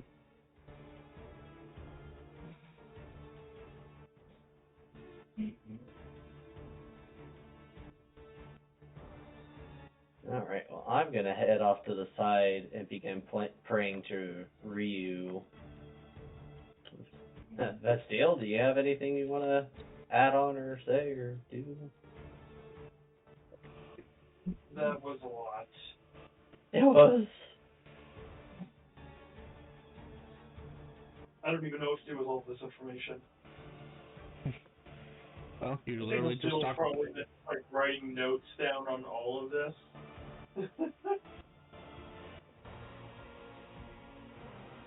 Not necessarily for her, but for like a research paper and maybe later of assertions that are around the higher divinity spheres.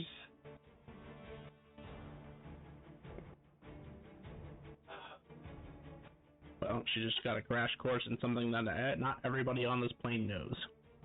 That's actually kind of funny. You're also of the rank that it's not uncommon for someone like you to know this. As an archduchess, as far as adventure or nobility. Nobility. As an archduchess, you're literally as high as you can go as a noble without being a part of the royal family. Yeah. That's that.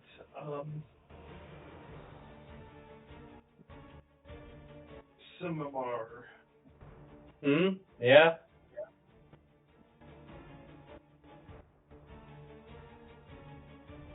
I don't know. I like I said, I don't even know what to do with all this information. Is it? What are your thoughts? So I'm taking a more simplistic approach of it is above my pay grade, and I'm not going to worry too much about it. Fair enough. When I was talking to Thea, we talked about what, things that we are the roles that we are kind of born into, and, as, well, supposedly immortal, there's only so high of a ceiling that one can aspire to before, you just hit a hard wall. So I'm just going to continue doing what I can, and and work within my place within the world.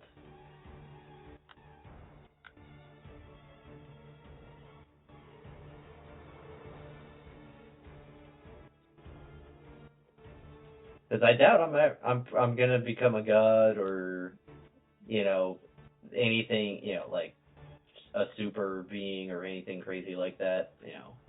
I'm just gonna be me.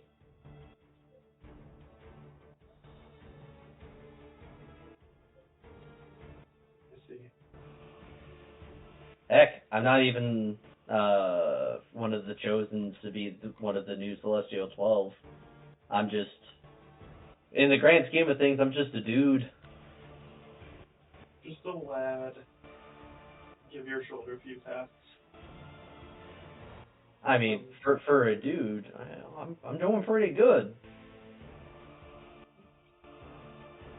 Reaching the point that of asking oneself what comes next. And what do you think comes next? Simply to get even stronger? Well, power is a fundamental law, and the more of it you have, the more that you can do. So, always the next step is to, continue to gain power. But beyond simply gaining that power, it's the goals that we set for ourselves. So for me, it's the establishment of a knightly order to bring stability and safety to the realm so that everyone can live in peace without the threat of extraplanar entities breaching the planar boundary and murdering everyone that we know and love.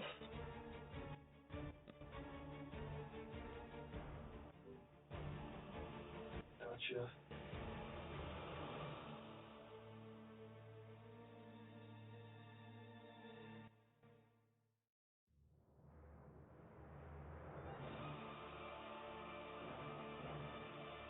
We got some time to kill. How are we killing this time?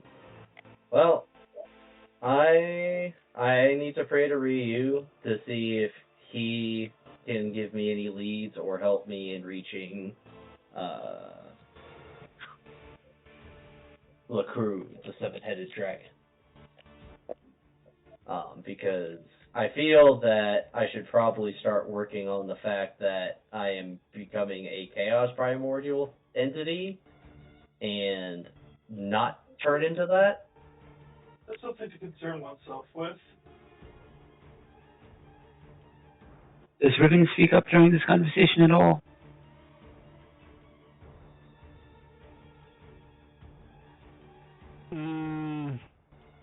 Probably not.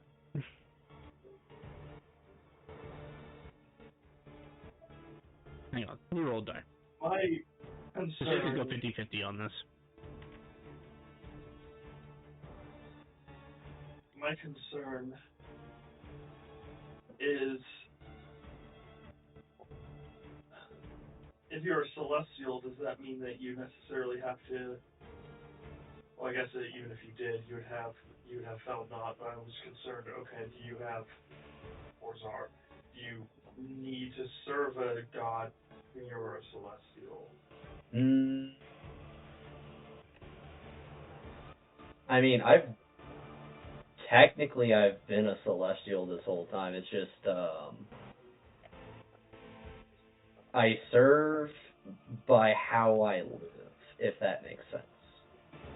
I live in a way that brings good to the world and to my patron deity, Sarenrae.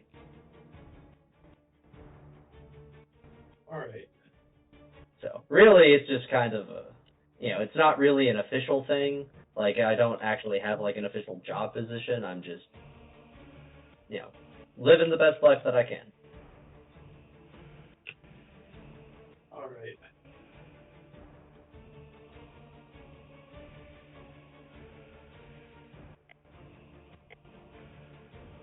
And I have a sinking suspicion that if I through the cruel and I transform myself into a void being, a void celestial, I guess.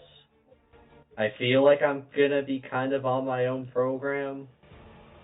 Maybe kind of a similar program to the relationship that I have with Ryu, where, he'll occasionally ask me to do something.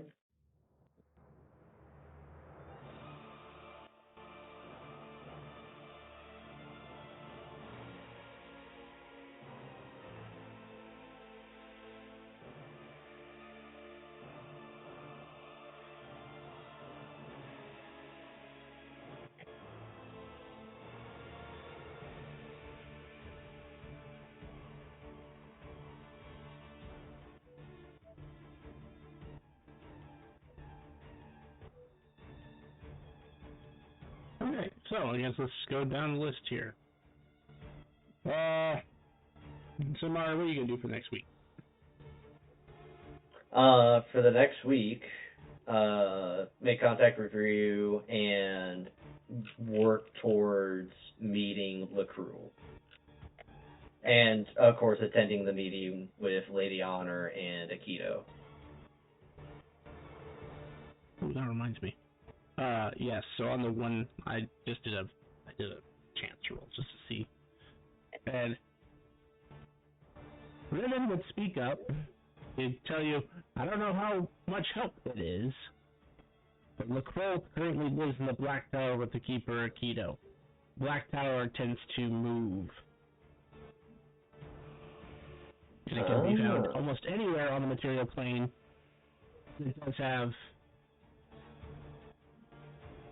so a better way to put it, it can be found anywhere in the material plane, but there's still You're only one place to really find it. like muffled.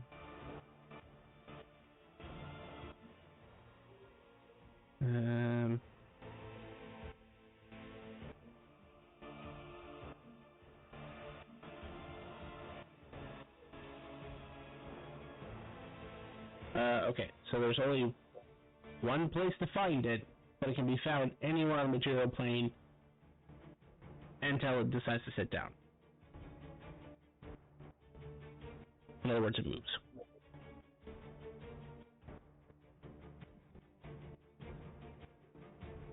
Okay. So then, Riven, would you be able to take me to the Black Tower?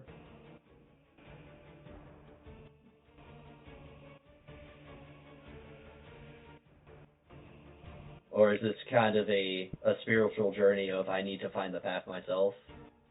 Well, let me see what he has on hand. Depending on the spell, he might be able to just take you there.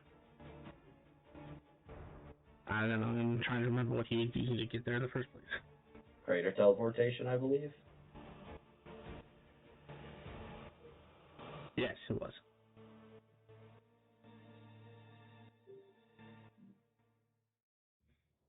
I'll tell you, he can get you through the door. Getting in is an entirely different situation. Okay. Yeah, that sounds good.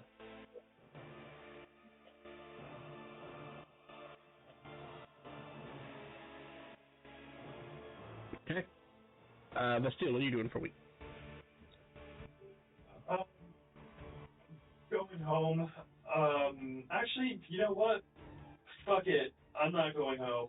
I'm going up to, where is it? Stand by. Yep, okay, here it is. Miss Talons, and put some effort into finding my brother.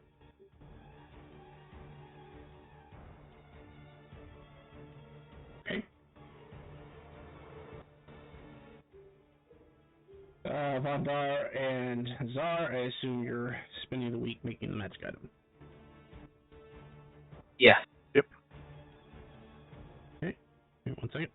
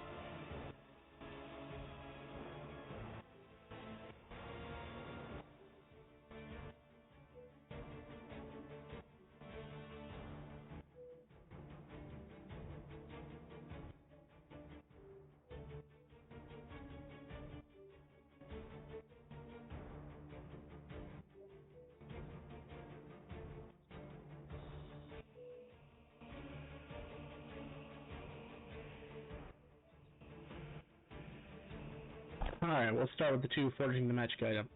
Vandar, make me 5 smithing checks.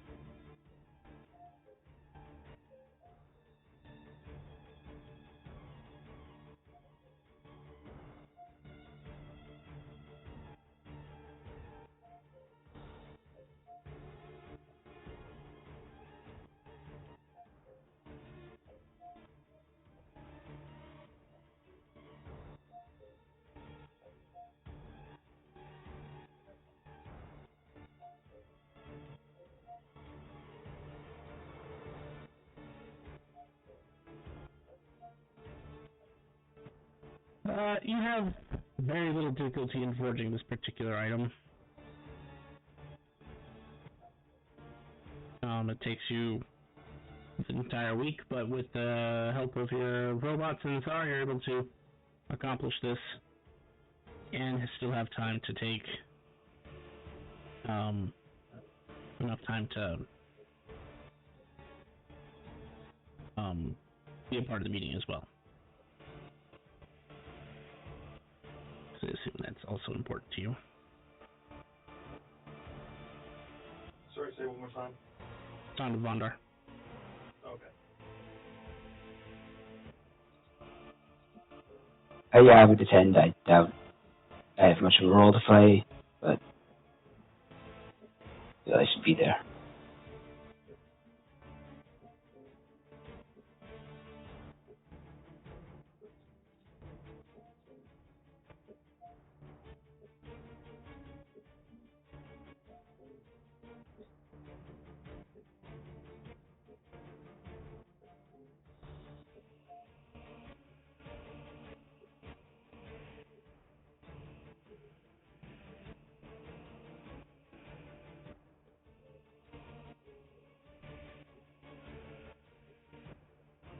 Give me 1 second. I need to use the bathroom, so I'll be right back.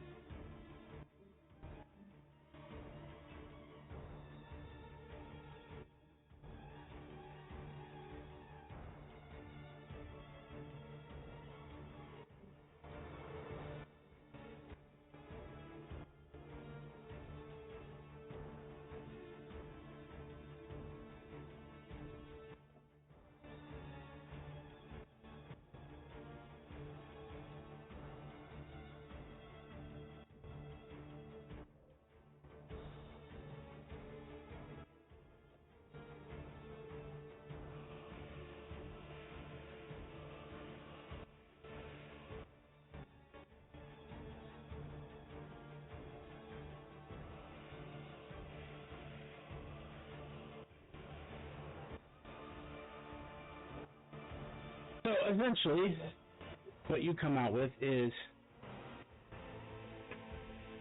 like a Sunblade, but it, hang on, let me open Sunblade.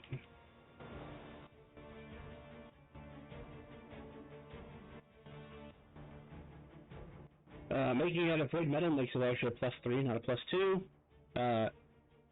It still does radiant damage, but instead of the hit on undead effect, it's on celestial. They'll take 1d8 extra radiant damage. There's also a added effect to it that if a celestial would normally be immune to radiant damage, this weapon ignores immunity. Nice. And then it does emit a dim light, not a bright light, but a dim light of a 15-foot radius, 30-foot radius. And the light within is not sunlight, but rather, it's just artificial light, like, Black light? well, I'm thinking more like just a light spell. Mm. They use the word sunlight specifically for Sunblade because it's useful for like vampires and stuff.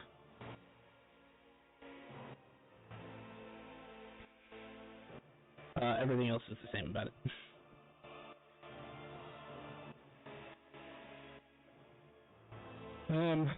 That takes you a full week. Bazaar, same thing. And so we'll just run through this in a 2-day segment because, actually it's 1 day and then gym day, which is 2 days from now, is when the actual meeting is. So, what would Demar and Vestille be doing for the next day or so? Attempting to enter the Black Tower. If Riven can take me there. Oh yeah, no, he can take you there. The real problem is I don't have the notes for the Black Tower, so Grim, if you remember the mechanics, private message them to me, please. Because I know there's some funky things with the front staircase.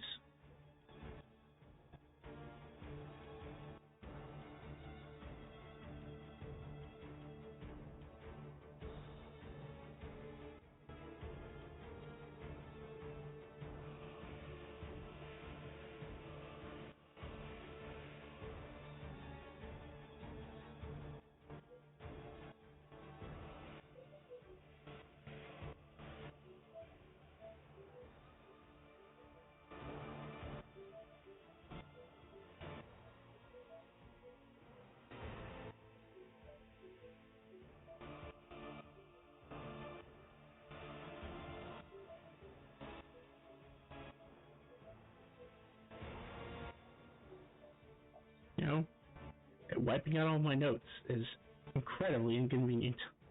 Mm-hmm.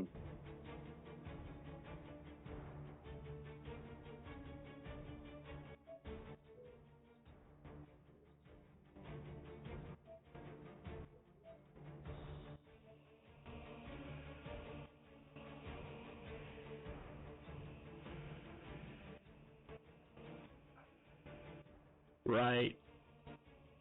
So, this is so totally on brand with Riven. Riven will teleport you directly to the Black Tower. You see this very imposing monolith. It is hundreds of feet tall. It is significantly wide. Think Saruman's tower in Lord of the Rings, except probably twice as tall. Okay. And as you're looking at it, poof, it disappears. And you'll hear him say, "Son of a bitch! Sorry, I forgot about the stupid actions." You're not supposed to teleport to it?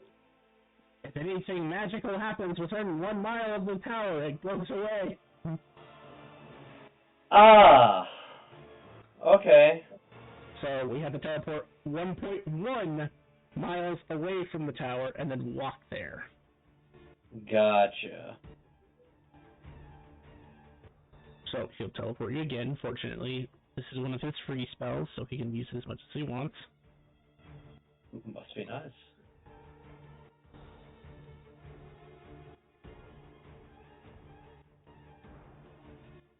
And he'll say, "I have no business here, but I'll wait for you out here till you're done. Good luck." Thanks, Riven.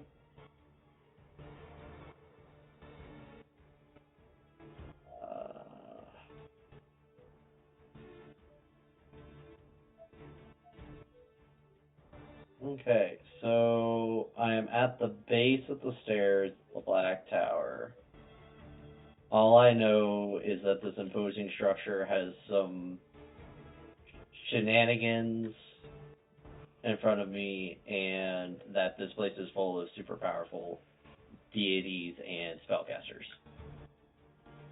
Yes. Because I know this is how Riven would do this. Riven does know what the shenanigans are. He's just not going to tell you because it's how Riven operates. Yeah. He'll happily take you there, but he's not going to tell you the rules. Because he had to suffer through them himself. at the base of the stairs, I will kneel and bow my head and announce that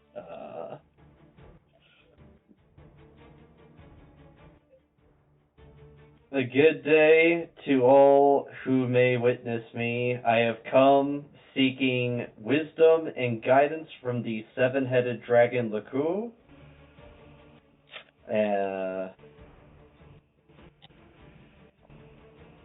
And I will start to make my way up the stairs by walking like a peasant.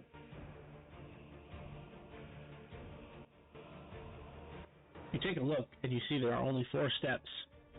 They're large, but not, like, imposingly so that you'd have to be a giant to make those steps. It's just made well.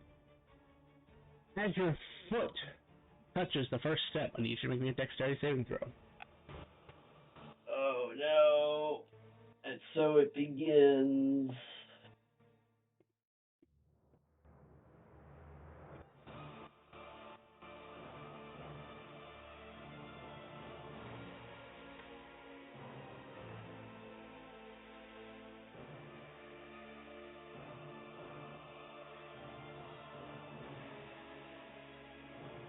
Your foot lands firmly on the step. Alright. I'm gonna keep going because I didn't know what happened. As your foot touches the second step, roll me a dexterity saving throw.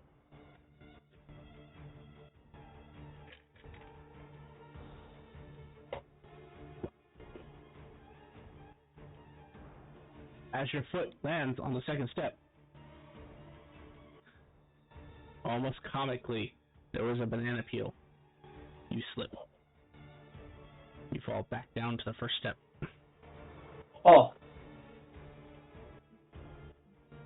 Alright, well. Time to do what I did in the Aeon dungeon and throw myself against the wall until I find a way past it. As you go to step on the second step again, another dex save, please. I will use a lucky on that. Sure.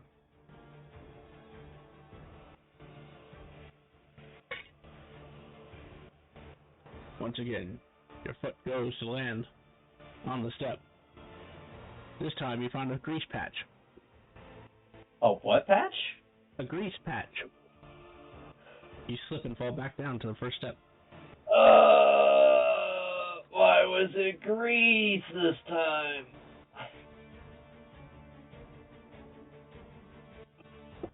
Once more, with feeling. What is stronger, ever slipping stairs or indomitable willpower?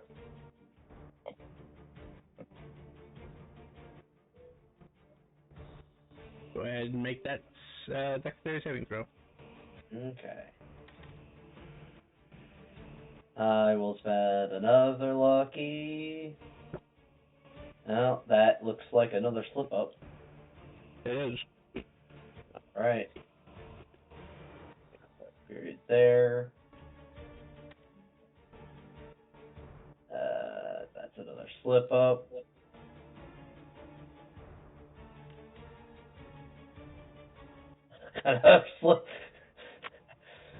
We're gonna keep going until I get this. The dice gods are not in my favor, though.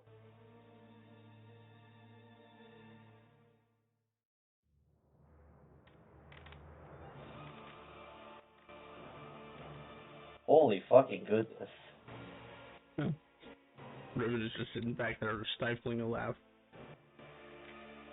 There you go. Oh! You finally I find don't your even solid place. understand how this is physically possible. There's nothing and then there's something. As your foot lands and makes a strong purchase on the second step, you look up, and you get that strange feeling that some people get, similar to vertigo, where you're staring at something and you're going up and it just seems to extend forever, even though you know it's only like 2 steps. Yeah. I'm gonna put my hand down on the third step. What happens? Make a strength saving throw. Oh. You know what? I will go ahead and use, because this is the third step, and I'm assuming it's going up incrementally. Feats.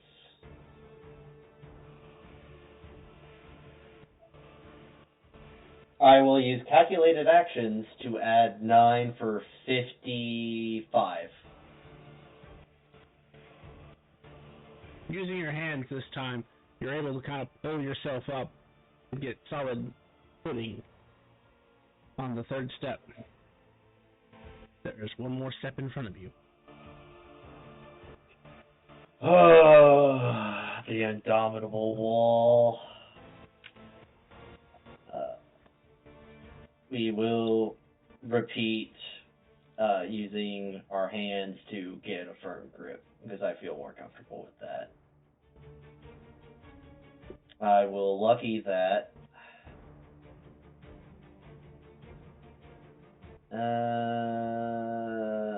I'm not going to be able to do anything else. Alright, what happens? This time, you try to leverage yourself and pull it up, but it's almost like someone just put a ton of bricks on you, and you can't seem to lift even your own body weight.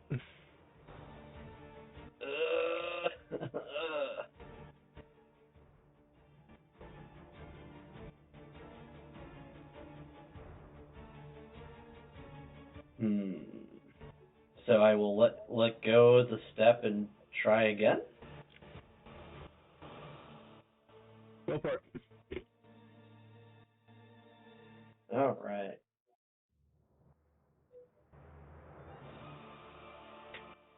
That's pretty decent. I have another feat that I can use as I go through my list.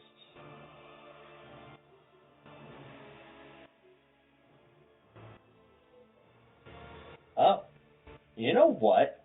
I think that's fitting. We're just going to stick with that 45.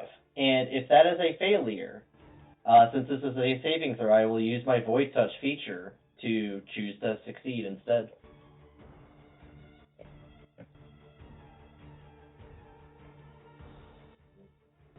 Fair enough. You do feel that that was a failure. As the gravity kind of seems to press down on you, you tap into this link that you have, gaining some of the void. And it's almost as if the gravity no longer matters, and you're able to step up and get a good, strong footing on that step. You are now standing in front of very gigantic, daunting doors.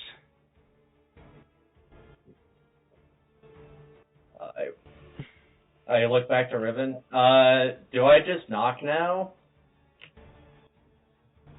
Or do I go inside? I imagine you can go inside. You already announced yourself. Okay. And I will attempt to push open the doors.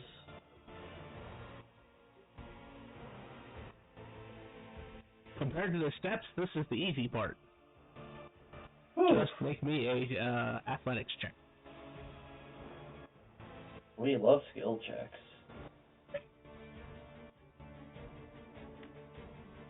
I will use, is it alacrity? The other lucky feat. I got both of them. Go through the list. No, it's not alacrity. Auspicious, that's what it is. I will use auspicious to reroll that.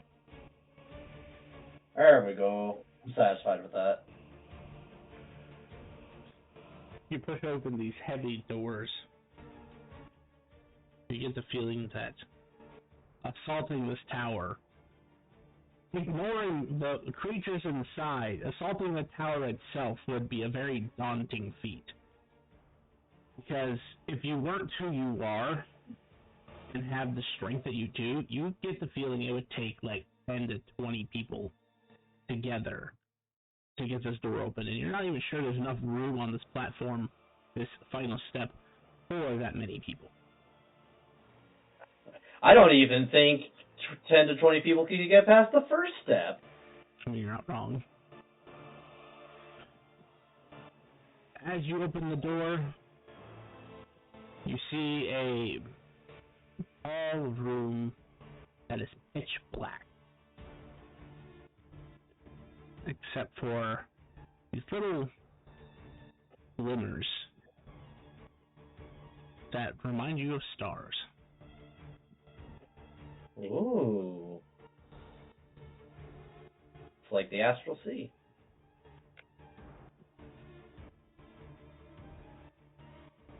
And we'll put a pause there for a second. Basile, you are going to miss Talons. I think. Are you prepared for me to go there, or should I choose something else? Oh, I'm prepared for it. Okay, cool. I have your whole life written out. Yeah, There's not cool. there's not a step you can take that I don't already know you're going to take. I'm kidding. I'm totally kidding. Yeah, I'm going to miss Aaron.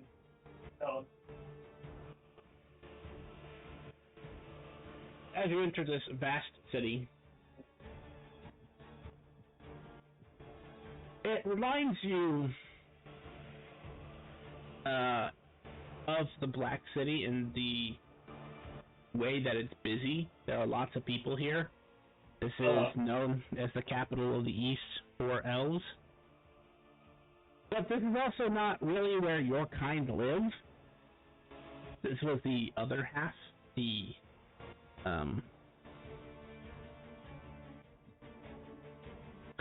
not that you necessarily have. Well, I was gonna say not that you necessarily have this outlook, but this is just the outlook in general of your species. But this is where the savage elves live. Gotcha. So I am a city girl, city elf from the most urban of urban that you can get, and this is where the weirdos live. Yeah, like I said, it is beautiful. It is well made. Everything is elven architecture and the height of it, but it's still not like it's not modern-esque in the way that you're used to. Most of the cities on the Black Plains all are well maintained and have a modernistic style architecture that lends itself to the technology that they've acquired. The elven capital. On a scale from Lord of the Rings elves to wood elves from the Elder Scrolls, where are we sitting here? What else from the Elder Scrolls? Like I said, it's really nice, but to you, this is low-end society. Even though you know high-born elves live here, it does not feel like that to you. Yeah. So, it's very woodsy. It's what you think. It's what you see the stereotypical elven city would look like without the fancy stone. It's all pretty much wood. High elf and wood elf territory. Exactly. Okay. Which is a perfect place for your brother to hide. Sure, yeah. First, my first order of business is to walk the streets, try to get a sense for the environment, kind of the people here. Are they happy? How are they living their lives? Kind of doing my normal scouting when I'm in a new inhabited place that I've not been there yet. Make me a few perception checks. Yeah. Let's say 3. How many perception checks? 3.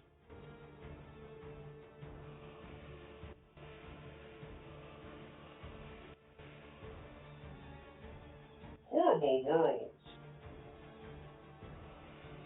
For you, yeah.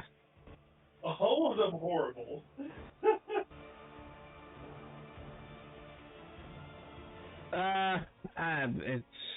as far as you can tell, everyone appears happy. There actually don't appear to be very many, like, homeless. The streets are well maintained and clean, well, as clean as a wooden city can be. Everything appears to be well maintained, like, the sand is, the wood appears to be sanded and polished and kept in proper, maintenance. And people appear to be, happy, healthy, the right weight that you'd expect them to be.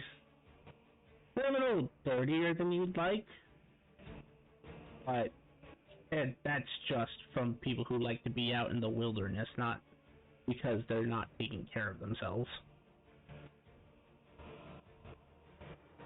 And you do establish a good sense of how to find your way around Myth Talons. You would understand just from your ground and what you were taught that Myth Talons is designed in a spiral pattern. The outer spiral is where most of the common folk live, and then as you get tighter in the circle of the spiral, that's when you find the higher end society. So the center of the spiral is where you would find the highest born elves. And it's disorienting to you at first because reading in a book is one thing, but you've grown up in a city city that is made in your standard, like, square, your standard blocks and sections.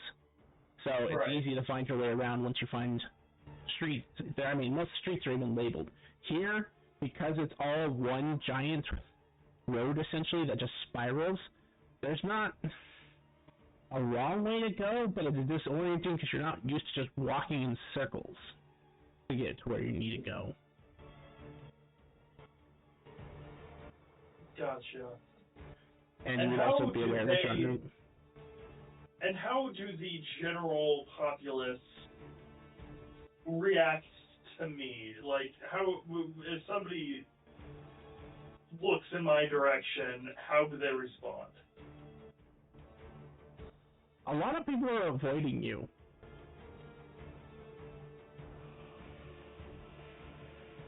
Cool.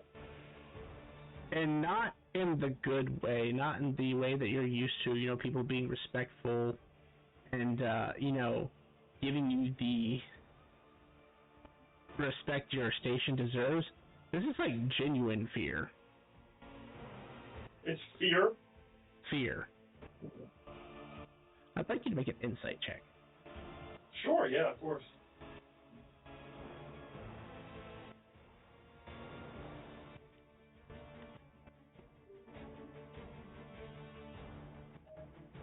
I'm going to throw guidance on that as well. 29.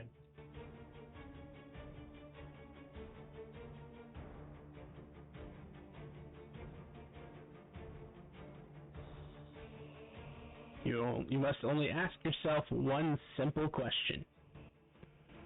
Who did you model your new form after? I see.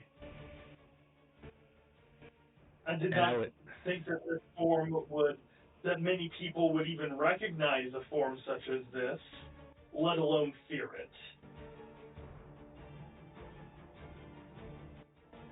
As an elf, you would have access to knowledge that some races wouldn't offhand. If you'd like to make a history check, there is something important about this forest and her specifically. Sure, and her. I do still have teacher if she at all speaks up during this.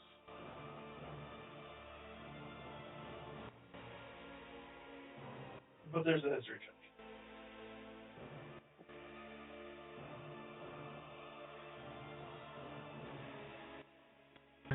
Hang on, let me check my map.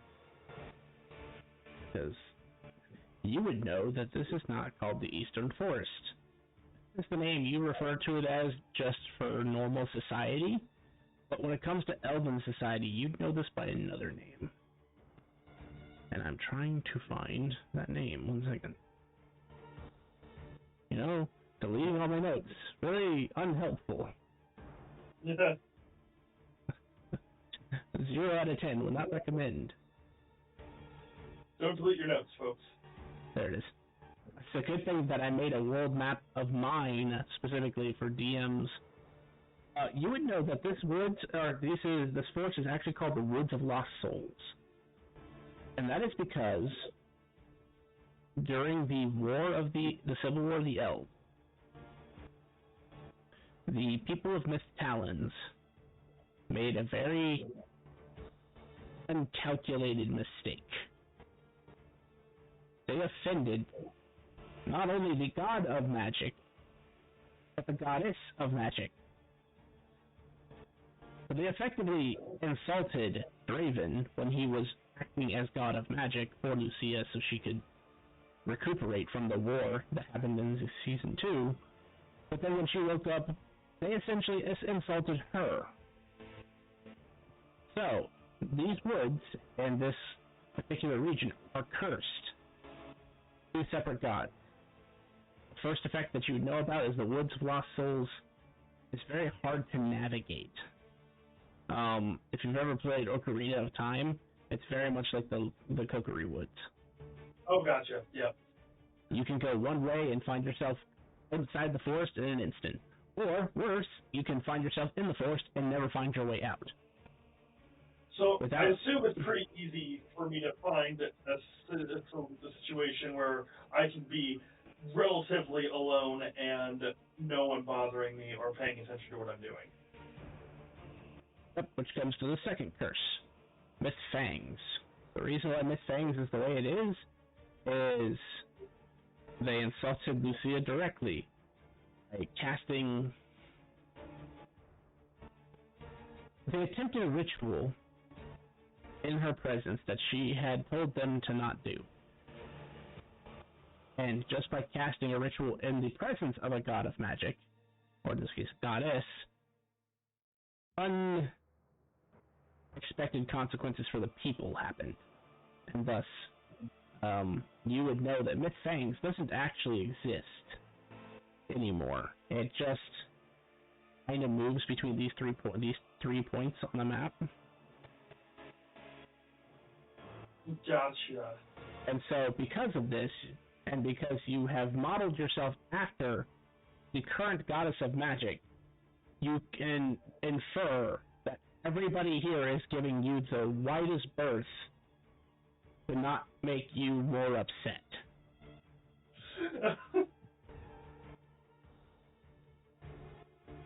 I will find a bench or somewhere off to the side, somewhere relatively private, and I will produce teacher. Do you have any thoughts on the current? What's your what? How do you? Let me think about what I'm going to say before I say it. If Yuki could speak English, that'd be great right now.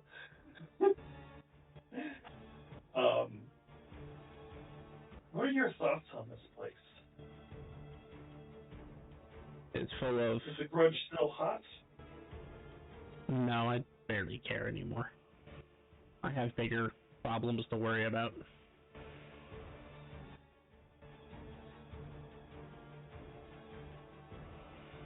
Any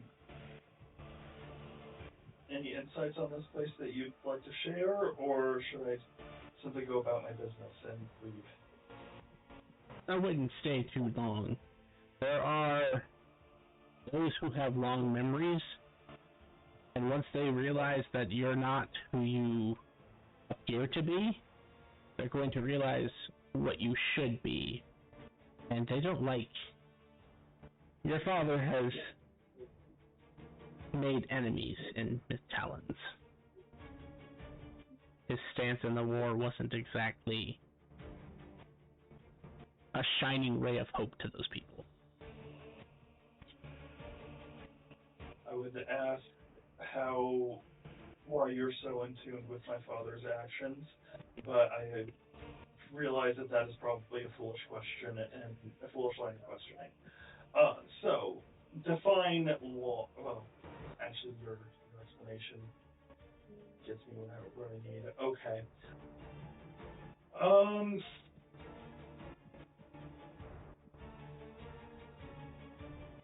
Yeah, I'm gonna do a silly. I'm gonna cast Yoon's Greater Demiplane and chill out there for a bit. My first day is just scouting, but I do have to rest at some point. I have a full week for this endeavor, so then I'm going to use that rest of the night because I want to prepare some spells and get my spell book up to snuff that I have planned. But one last question for teacher: would you recommend against showing my real face here, or maybe picking the form altogether? If you're confident that you can stop assassins, then go for it. Otherwise, I would pick another form. Unless you're confident in acting as me. I mean, I never claimed to be you. No, but that's who they think you are right now. Understood.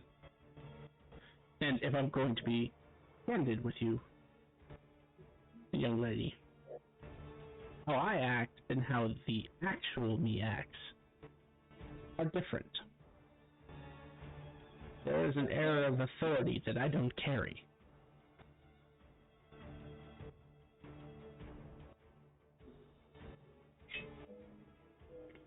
I would like to meet you someday. And with that, use Greater Demiplane. I do have disguise self. There is no way I do not have disguise self. If you say so. There it is. Okay, cool. I do have it. As much resources as I put into early game into like illusion spells to evade capture, it would be absurd if I did not have that spell. It would. It absolutely would. So, for Vondar and Zar, your first day is spent getting the metal into shape. The first thing you would discover, based on your first check,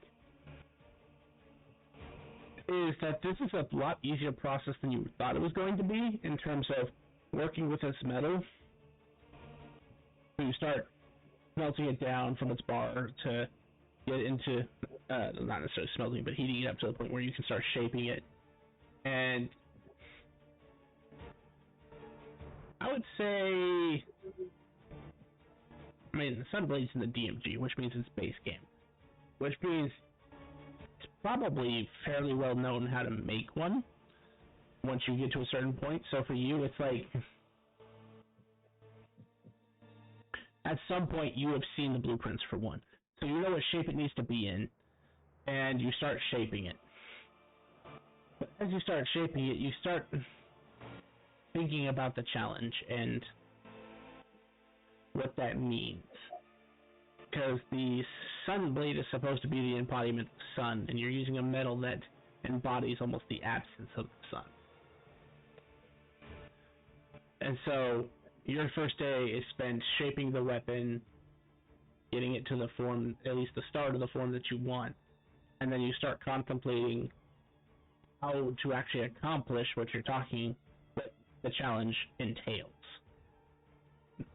And this is Vondar's first foray into custom work. And so I would say through the first day, Vondar obtains an understanding of magic items are made the way they are for a reason, and that changing the blueprint almost seems more difficult than just creating a whole new blueprint altogether. But with your skill, that's irrelevant. You have high enough skill that this isn't bothering you. These are just your musings as a smith. You're starting to realize that you're a lot farther along than even you realized. in that you feel like, just through this first day of discovery, that you're teetering on the ability to make legendaries. You're confident you can make a very rare item right now if you wanted to. You know it would be difficult. You know you could. And you know you are very close to having the skill necessary to start making legendaries. But you also know that that process takes even longer than this one's going to take you.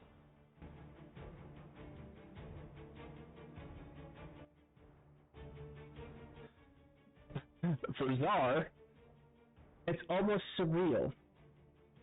You grew up in a forge. You were around forges since you were incubated. And you witness Vondar's work. And this is sort of the first time you've observed someone outside of your father, because you didn't even really hang around Lynx's shop, because why would you? You've got a smith that's on par with him to learn from. And it's interesting. You're watching him process, and you occasionally you'll make a remark that helps him change his thought process a little bit. You guys might be doing some back and forth on how this process goes, and you realize, because you were there when you heard it, you're starting to realize why the Elven Smith did not like artificers. They cheat. Some artificers do it right, and your father is one of those that doesn't necessarily cut corners, but he does cut corners because he has other means of doing so. Watching someone actually have to do it the right way and actually focus entirely on skill and feat makes you appreciate the Elven Smith's position more, because there's almost, you start to realize there's no beauty in the way that Lynx does it or the way that Jim does it. They're efficient, they're powerful, and the weapons do exactly as intended for the person who makes them. But there's no art to it. There's no flair. With Vondar, even the stuff he's doing instinctually seems to be artistic in a way, and that's because he has to take the long way around.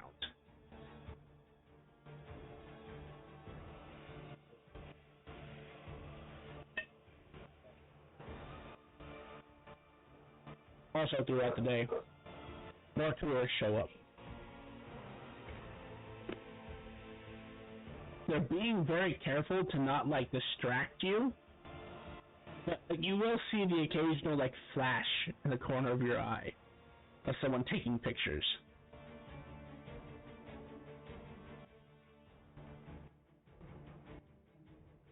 For a real-life example, you feel like you're in one of those old Renaissance festivals where people watch blacksmiths forge stuff and take pictures.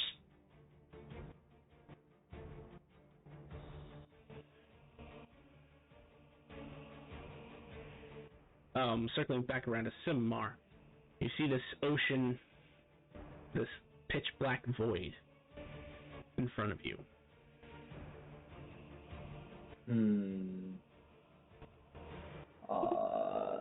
I will enter the void and try to move through it like you would in the Astral Sea. You take a step forward. Boom. You feel yourself hit something solid. Ow! And warm. And fleshy. Hello? The void moves.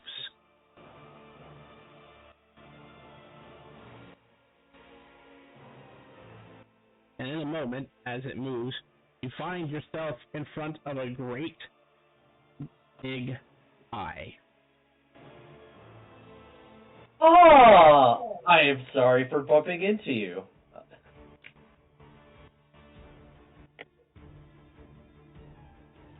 100 apologies. If you made it through the door, then you must be worth some metal. Welcome to the Black Tower of the Keeper Carcoon, and the pillar that holds up the material plane. How may we be of assistance? And his voice is deep. Like, it reminds you of almost rolling thunder. And it not only is out loud, but it's echoing through your head. This is gonna take some getting used to.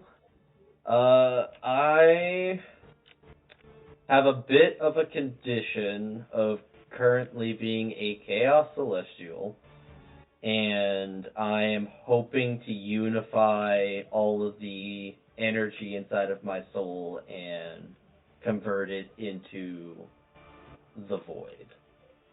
I seek guidance and wisdom of how to do so.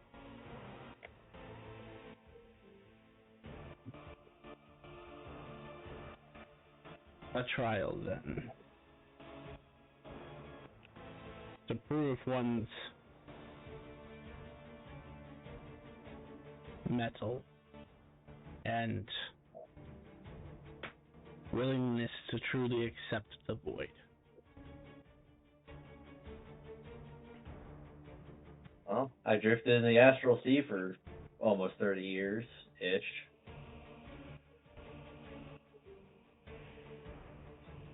See how this goes.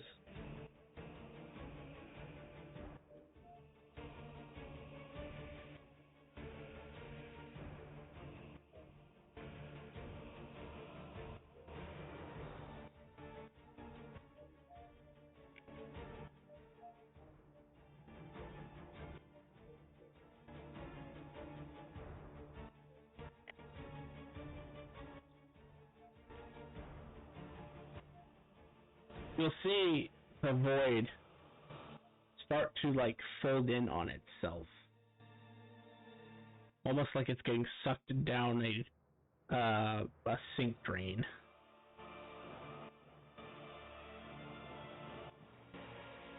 And as this void starts rapidly spinning and spinning and spinning, and tightening and tightening and tightening, you'll see at some point it just kind of pops. And stars and black are everywhere, as this individual stands in the center. Oh. It's more convenient to converse this way.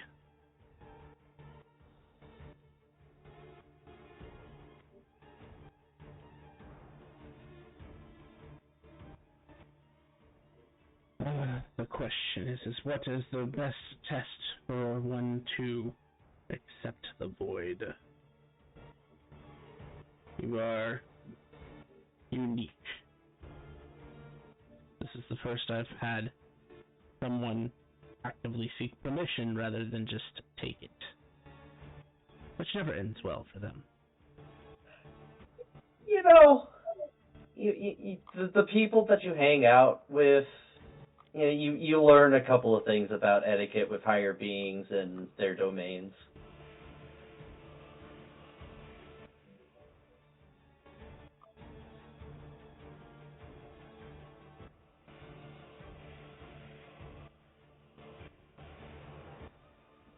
Then the simplest solution would be a rescue mission. Okay. It will require a trip to the Astral Sea. But I have been made aware of a lost egg of my people.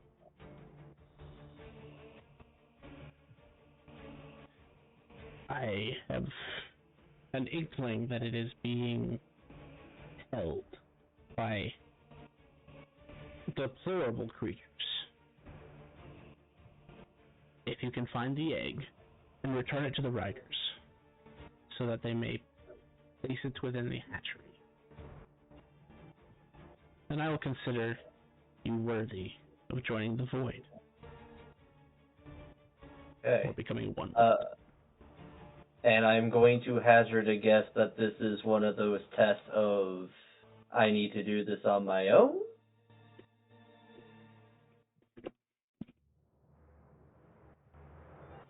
Is gotta say, up to this point, we've usually done everything as a party, so I just want to double check.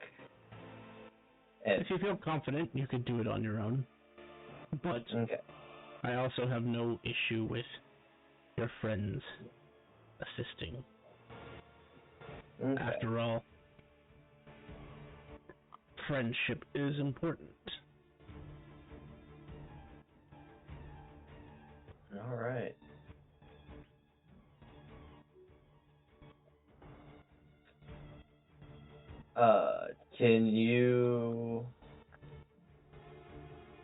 Do you have any guidance as to where in the space of the astral sea that I should begin or warp into? I can open you a rift that will get you close. Okay. Can that be done anywhere, or do we have to do it here at the Black Tower? I can do it anywhere. My partner is keeper of this plane, and where he can reach, I can reach. All right. Should I pray to you when we are ready? Yes. Gotcha. Okay. Well, with that, I will go and begin making preparations.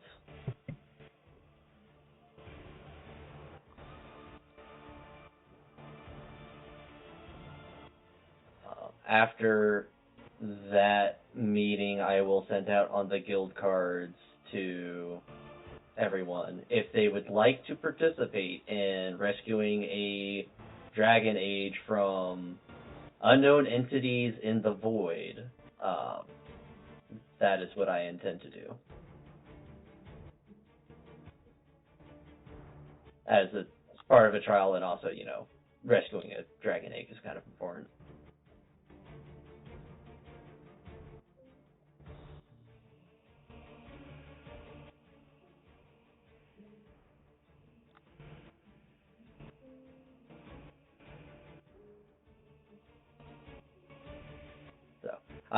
I am fine flying solo if y'all are busy with your own things, but I want to open it up for the party to participate.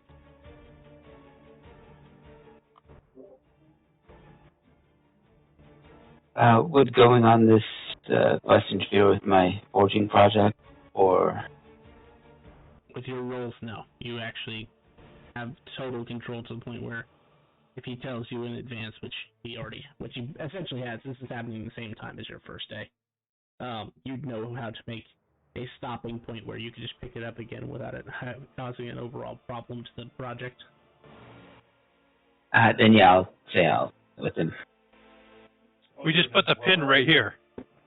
Nothing's actually too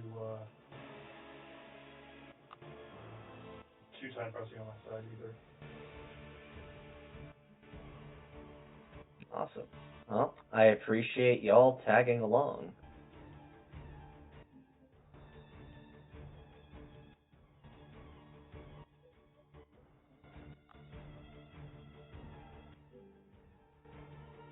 As I go back to fighting my air conditioner.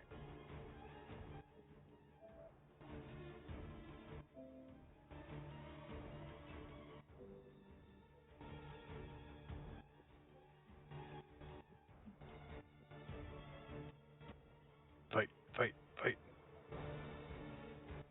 By this point, it's the end of the first day, so whatever you were doing, any side things that you were going to get done the first day, you can consider done. And the next day, is the meeting of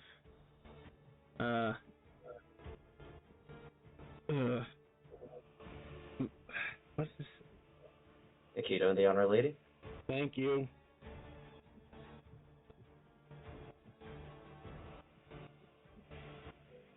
And based on what we said earlier, you guys are wanting to be a part of it, right? Yeah.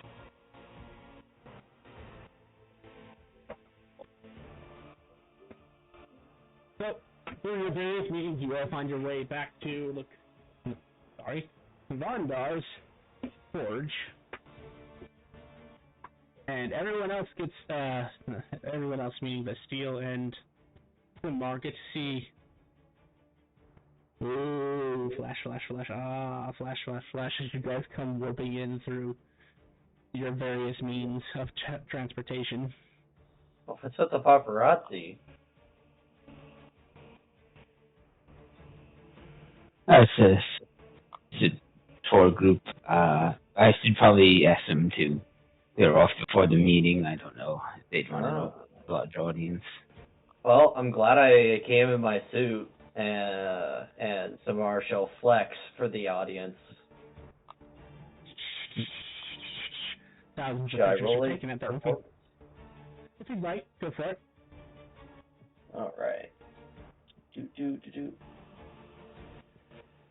And since I have the bodybuilder feat, I get to add my strength to that, so it is 54. You strike a really nice pose, and you get tons and tons of photos taken of you. This is what it's like to be famous. Ah, glorious.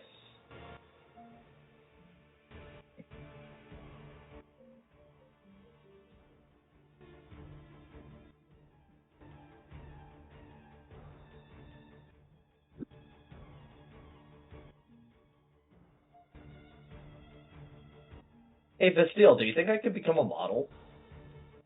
Yes. Oh, thank you.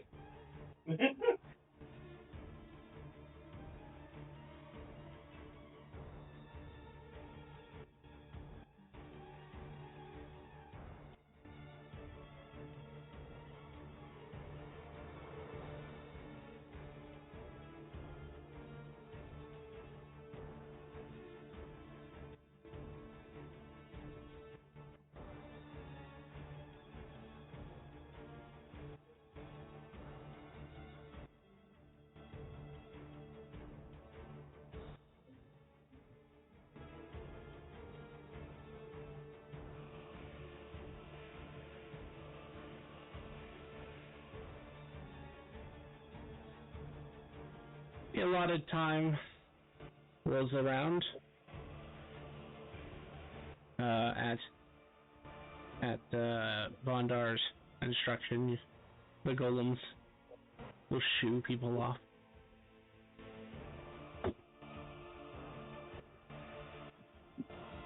As you hear the sound beep beep beep beep beep, and just like the DeLorean from Back to the Future, you just see these sparks happening in the sky, and trail of fire, and this hover car comes flying out and pulls right up alongside your platform.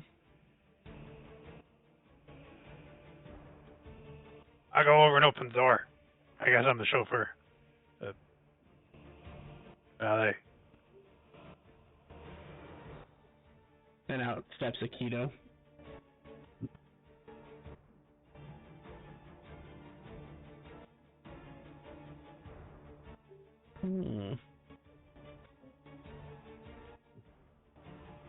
That's a nice setup you got here.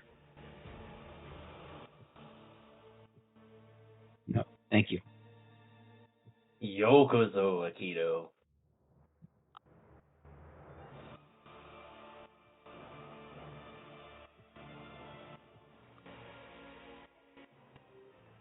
Well, I hope that these talks are fruitful.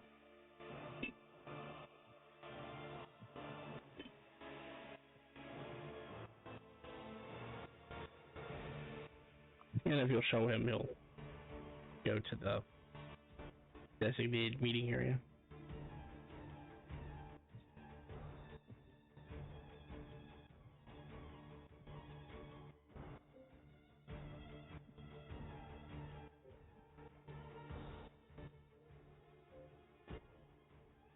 Over here, and you see this is, we just added this part on here.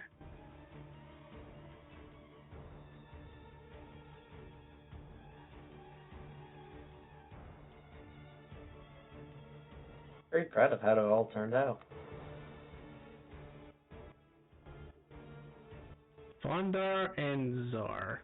And the cardboard cut out, but he's not here, so it's irrelevant. The palm in which your insignia is inscribed starts to glow and resonate with a heat.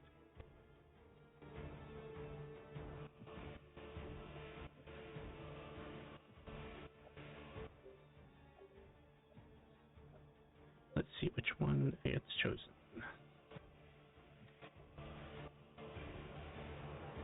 Czar it is!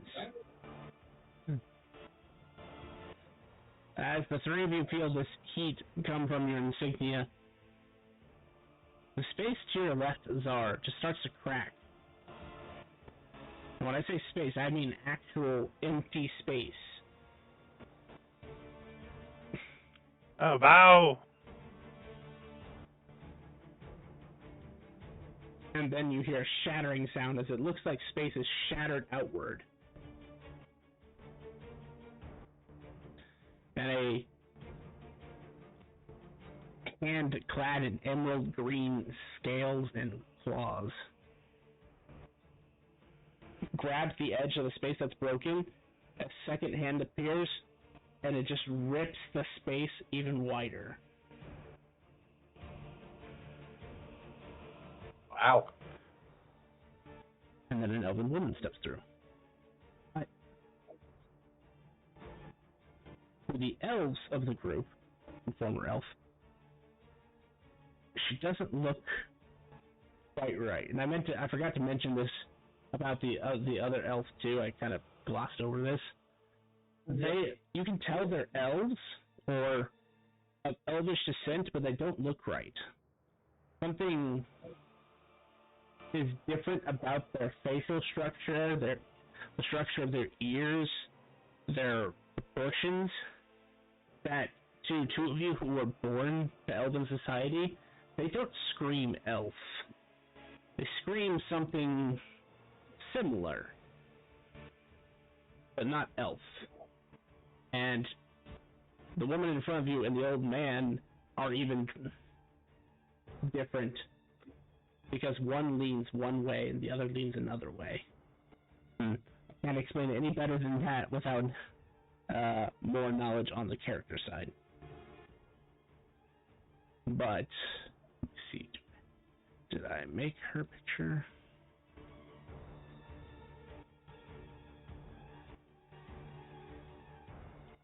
That might be one of the ones I need to replace.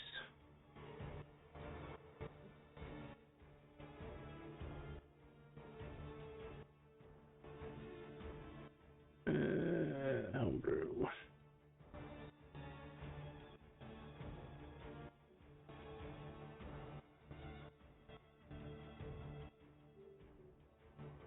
Well, damn. Alright, see if I actually have the picture. I know I made one for her. Is she in the NPCs folder?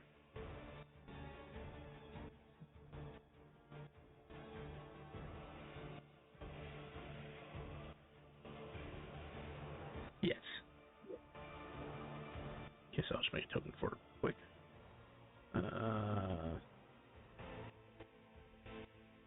NPC.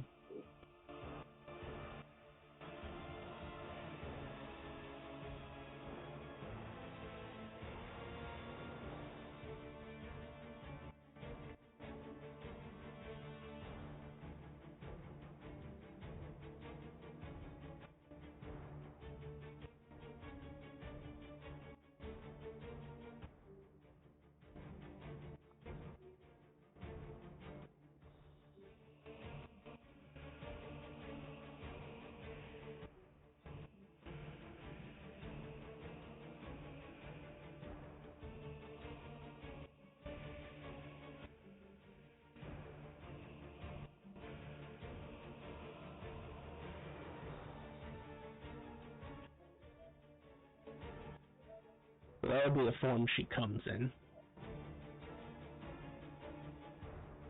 Look like a typical elf to me. At first glance, yes, but when you actually inspect her, being that you've been born to elven society, she's not a high elf, she's not a wood elf, she's not a dark elf, she's not a snow elf, she's not an Eladrin, she's not a... She is a dragon elf because dragons just choose to be as pretty or as defined as they want. That's true. You're not wrong about that. She's not a sea elf, a Shatterkai elf. It's strange. But it is, like I said, it is reminiscent of the old man. But the old man also was off.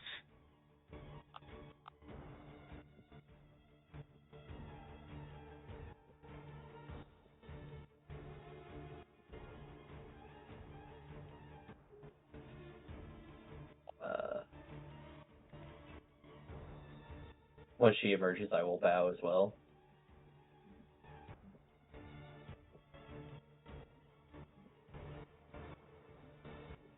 Yeah, I'll bow.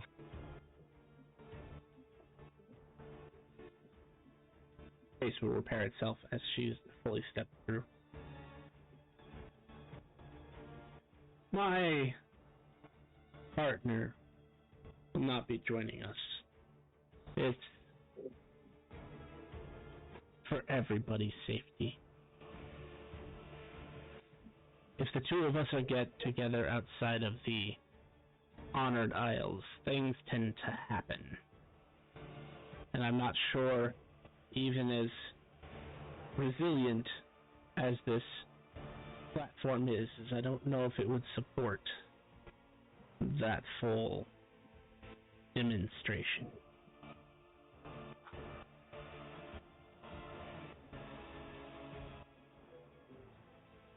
Okay. Well, this is the meeting place we've prepared. Guido has already arrived. Thank you.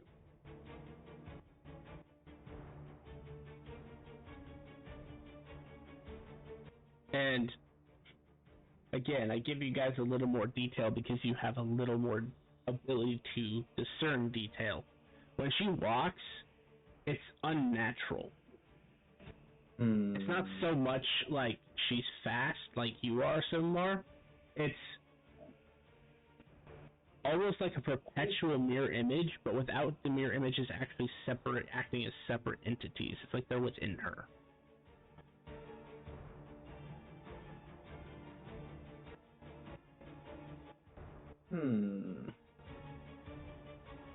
It also is not quite right how she's walking.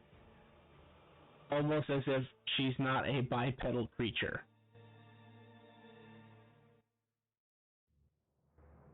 Right, she's giving the illusion that she's walking, but it's not actually her walking.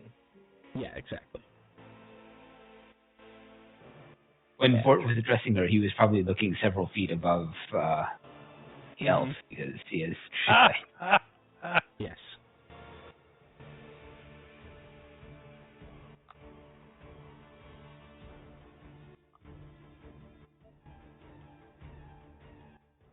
And Vondar would also be aware that compared to other dragons who have shape change as an ability, she just changes her size at will, because the illusion you see is the illusion, but even the true her that you see is smaller than the last time you saw her.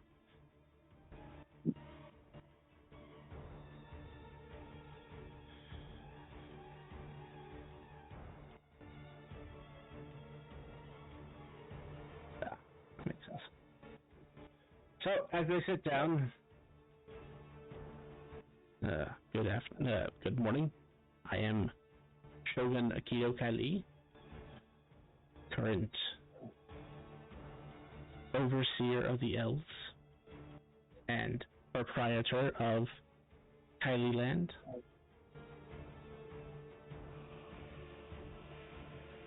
And unofficial envoy of Thea.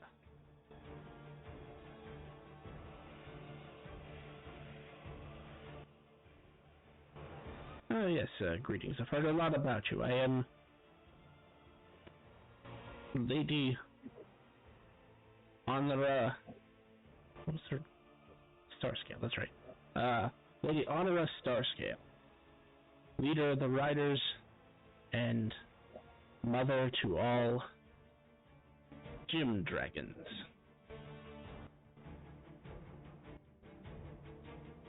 I was told you wanted this meeting to approve whether or not you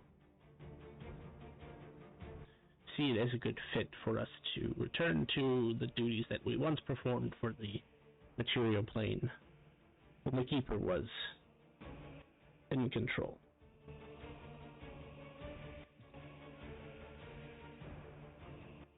Yes, while for the most part I have no real feeling towards it one way or the other, I do have a few leading questions that must be answered. If opportunity presented itself for you to take the throne for yourselves to rule over the Black Empire, would you? No. We have no desire to rule the material plane.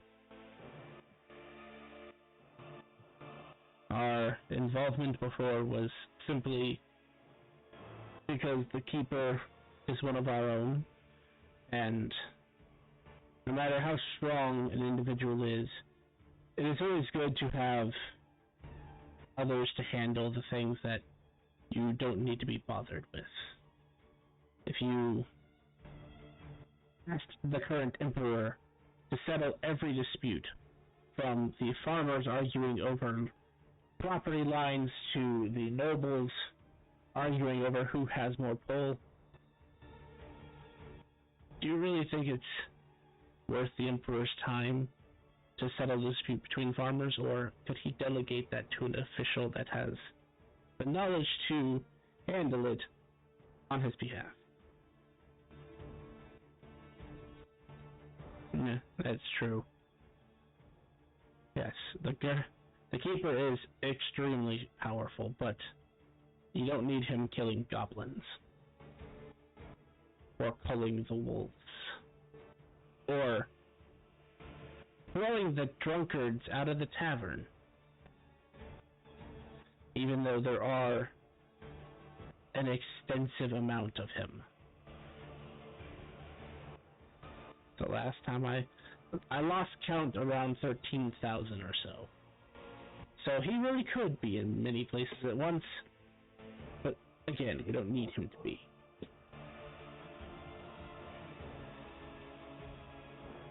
My other concern would be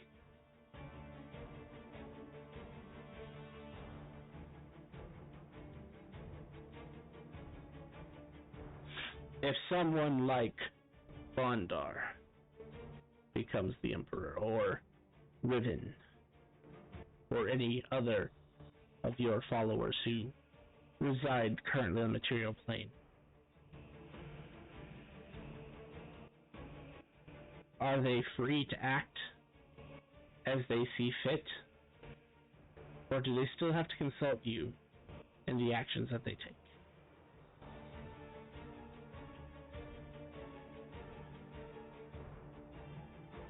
Like the Keeper, if they took up the title of Emperor, then I would give them counsel if they asked, but I would not outright ask them to run everything by me. In fact, what they do with the plane is entirely up to them as Emperor. We will just continue to do, or rather restart, what we did before, with the dispute management and legal side of things, and peacekeeping.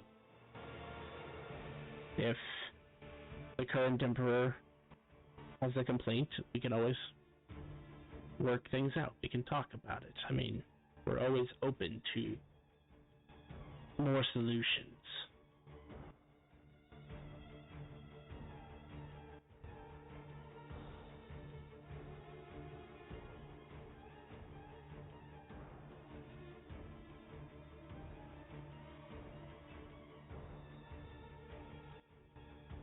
And I only have one final question for you. Are you going to kill my dinosaurs? No, we don't have an interest in that. If dinosaurs need killing, then that can be a quest for the adventurers. I can assume, based on your skill, your competency, and your own divine power, that you can handle your affairs. We have no reason to interject into your domain.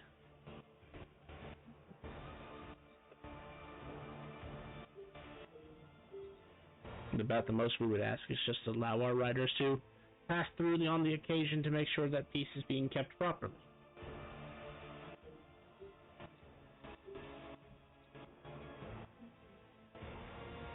I see no reason why not.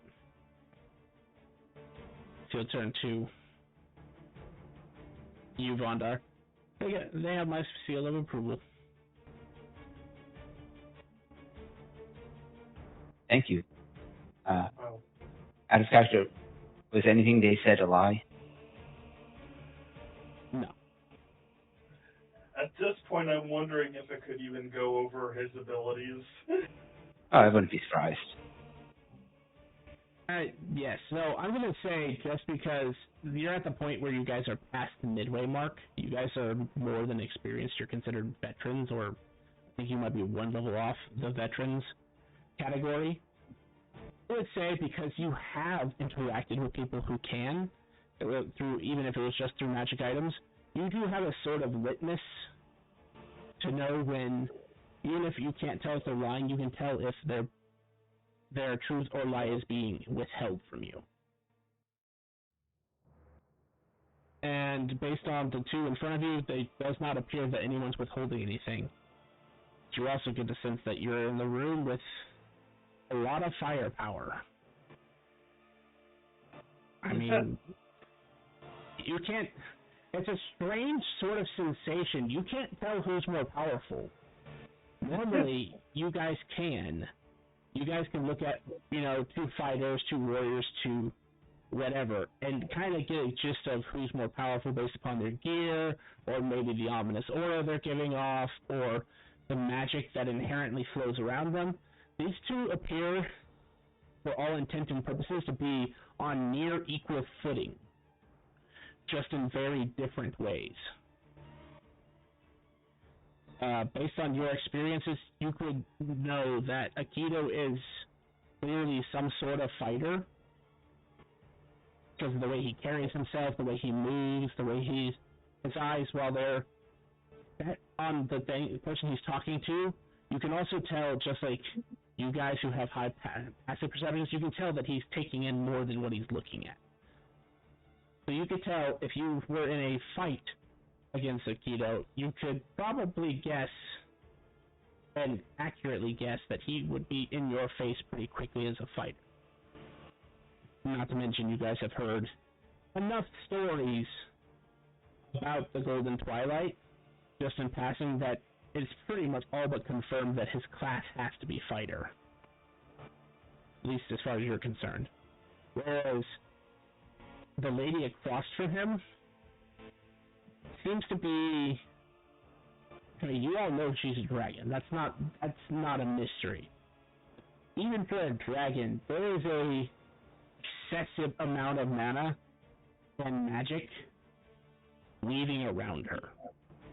It's not quite visible, but all of you can feel it.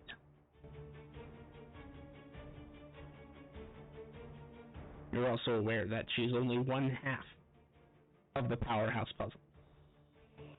Those riders tend to be part paired.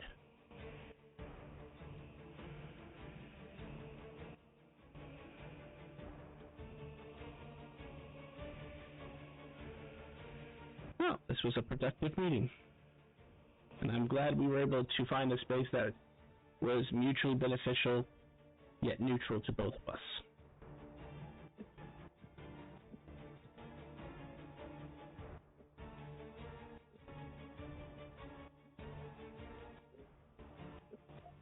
I'm happy that we could have done this so soon.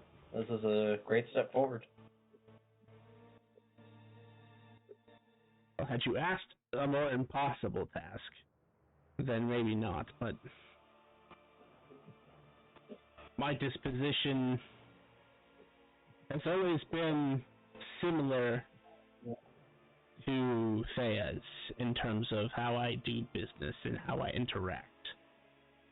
As his unofficial envoy, I kind of have to think about what goes on, but he gives me enough leeway that I also can act in what way I see fit. I mean, not every deity would allow you to create your own dinosaur park and then recreate it because the last one got blown up. As he just slowly turns and looks at the cardboard cutout. We just hear the cardboard cutout. I'm sorry. This is, Riven's go-to answers of, I apologize for my previous indiscretions, or something to that effect. Yes. Like he goes up, dusts himself off, straighten his jacket, put his top hat back on.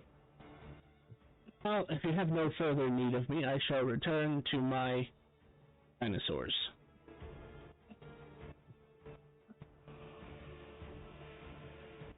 Thank you very much for coming. I assume Zara is going to lead him out as he is his valet. Yeah, right over this way.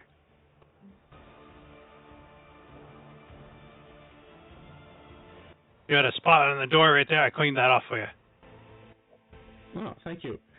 He'll reach into his jacket and pull out 10 iridium and hand it to you as a tip. Thanks. He'll get in and drive off.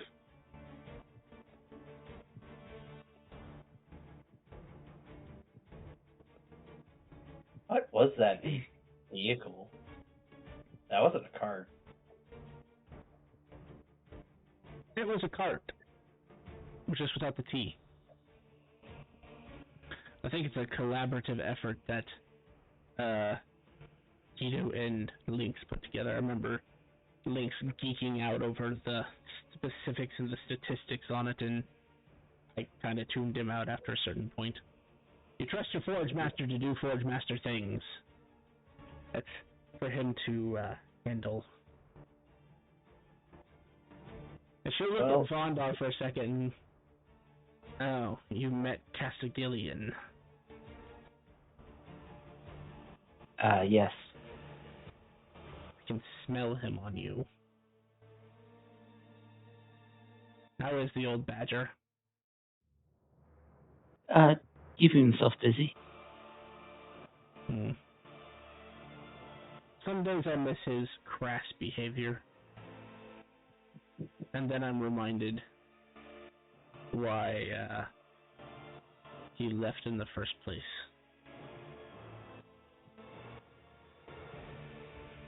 He focused too much on perfection, which is not a bad thing if you are looking for 1 or 2 items at a time, but when you're about to go to war and you need 1,000 plus 1 swords, and the man is still stuck on the first one because it wasn't quite the right shape or quite the right color, it's problematic. I see that. And we don't have enough members of the Forge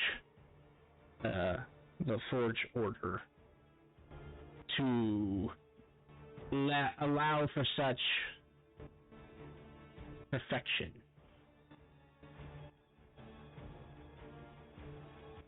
And Lynx was willing to step up. Though, that might have been his ego talking. I mean, he did just defeat a Titan.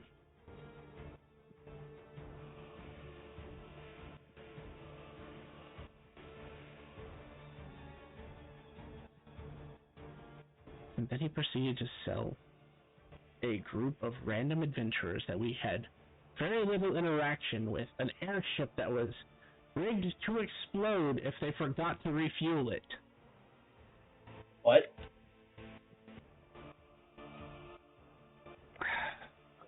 You guys think Linksware's products are bad now. You should have seen them before I tempered him. He made a pair of rocket boots that gave you, like, 10 times your movement speed, but there was a 10% chance of them exploding, and depending on how fast you are, is how much damage you would take. As far as the airship, one would think if they forgot to refuel it, it would simply fall out of the sky, and then it may as well blow up. It did. It was the engine that was in the ship that was rigged to explode, because he didn't want the product to fall into the wrong hands. I asked him, if that's the problem, then why didn't you just have it, plane shift or teleport itself back to you? And then he just gave me this look like I had asked him the hardest question that I could have ever asked him. I digress. Anyway, is there anything else you require of me?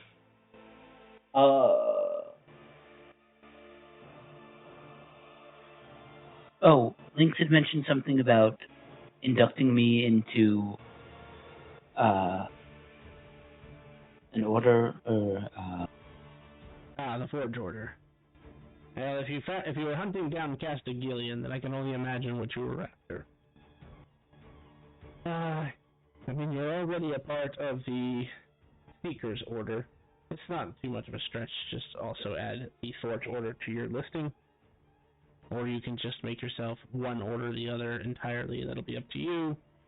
But I will have Lynx finish the paperwork and then send it to me and I will approve it. Thank you.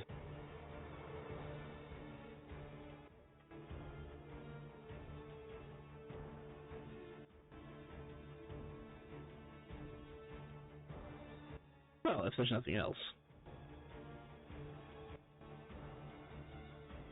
I don't think so. Have a good day. Thank you for Good day.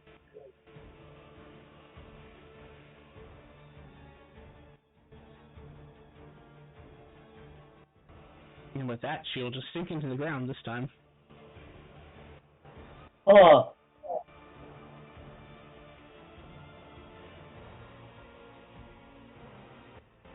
Alright, well that happened. To be fair, she has access to like 3 different kinds of teleportation. While I normally gloss it over, every form of teleportation is unique.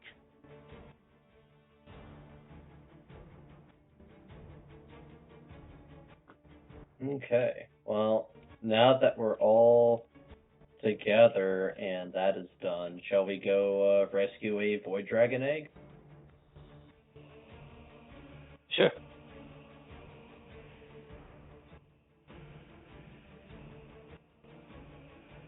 Steel, are you good to go? Yeah, of course. Alright. Then I will pull out the secret compass that I forgot to give back to Vondar, and I will pray to the Kur to open the void.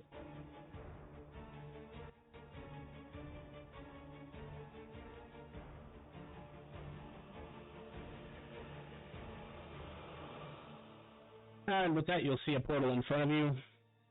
It appears to lead out to something you're familiar with.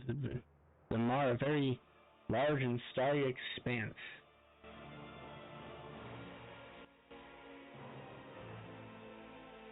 Once more into the void. You see a shoe float by. A shoe? What the hell?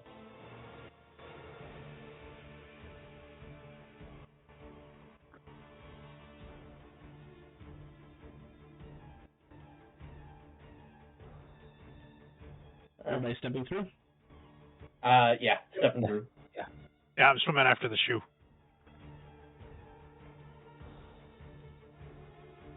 And as he swims after the shoe and grabs a hold of the shoe, that is where we're going to leave it off. Huzzah.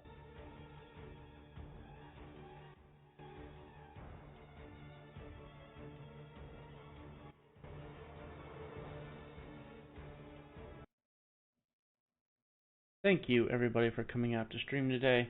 If you enjoyed our content, please feel free to drop us a follow. We would really appreciate the support. And tune in Mondays and Wednesdays for our D&D content. Want to keep up with the events and extra streams? Please check out our Facebook and Twitter to keep up to date on the schedule releases and updates for the streams, including extra streams that we may not have on schedule. And if you would like to see previous content that we've done, check us out on YouTube at Epitaph of Creation. Thank you so much for coming out today, and have a good night, everybody.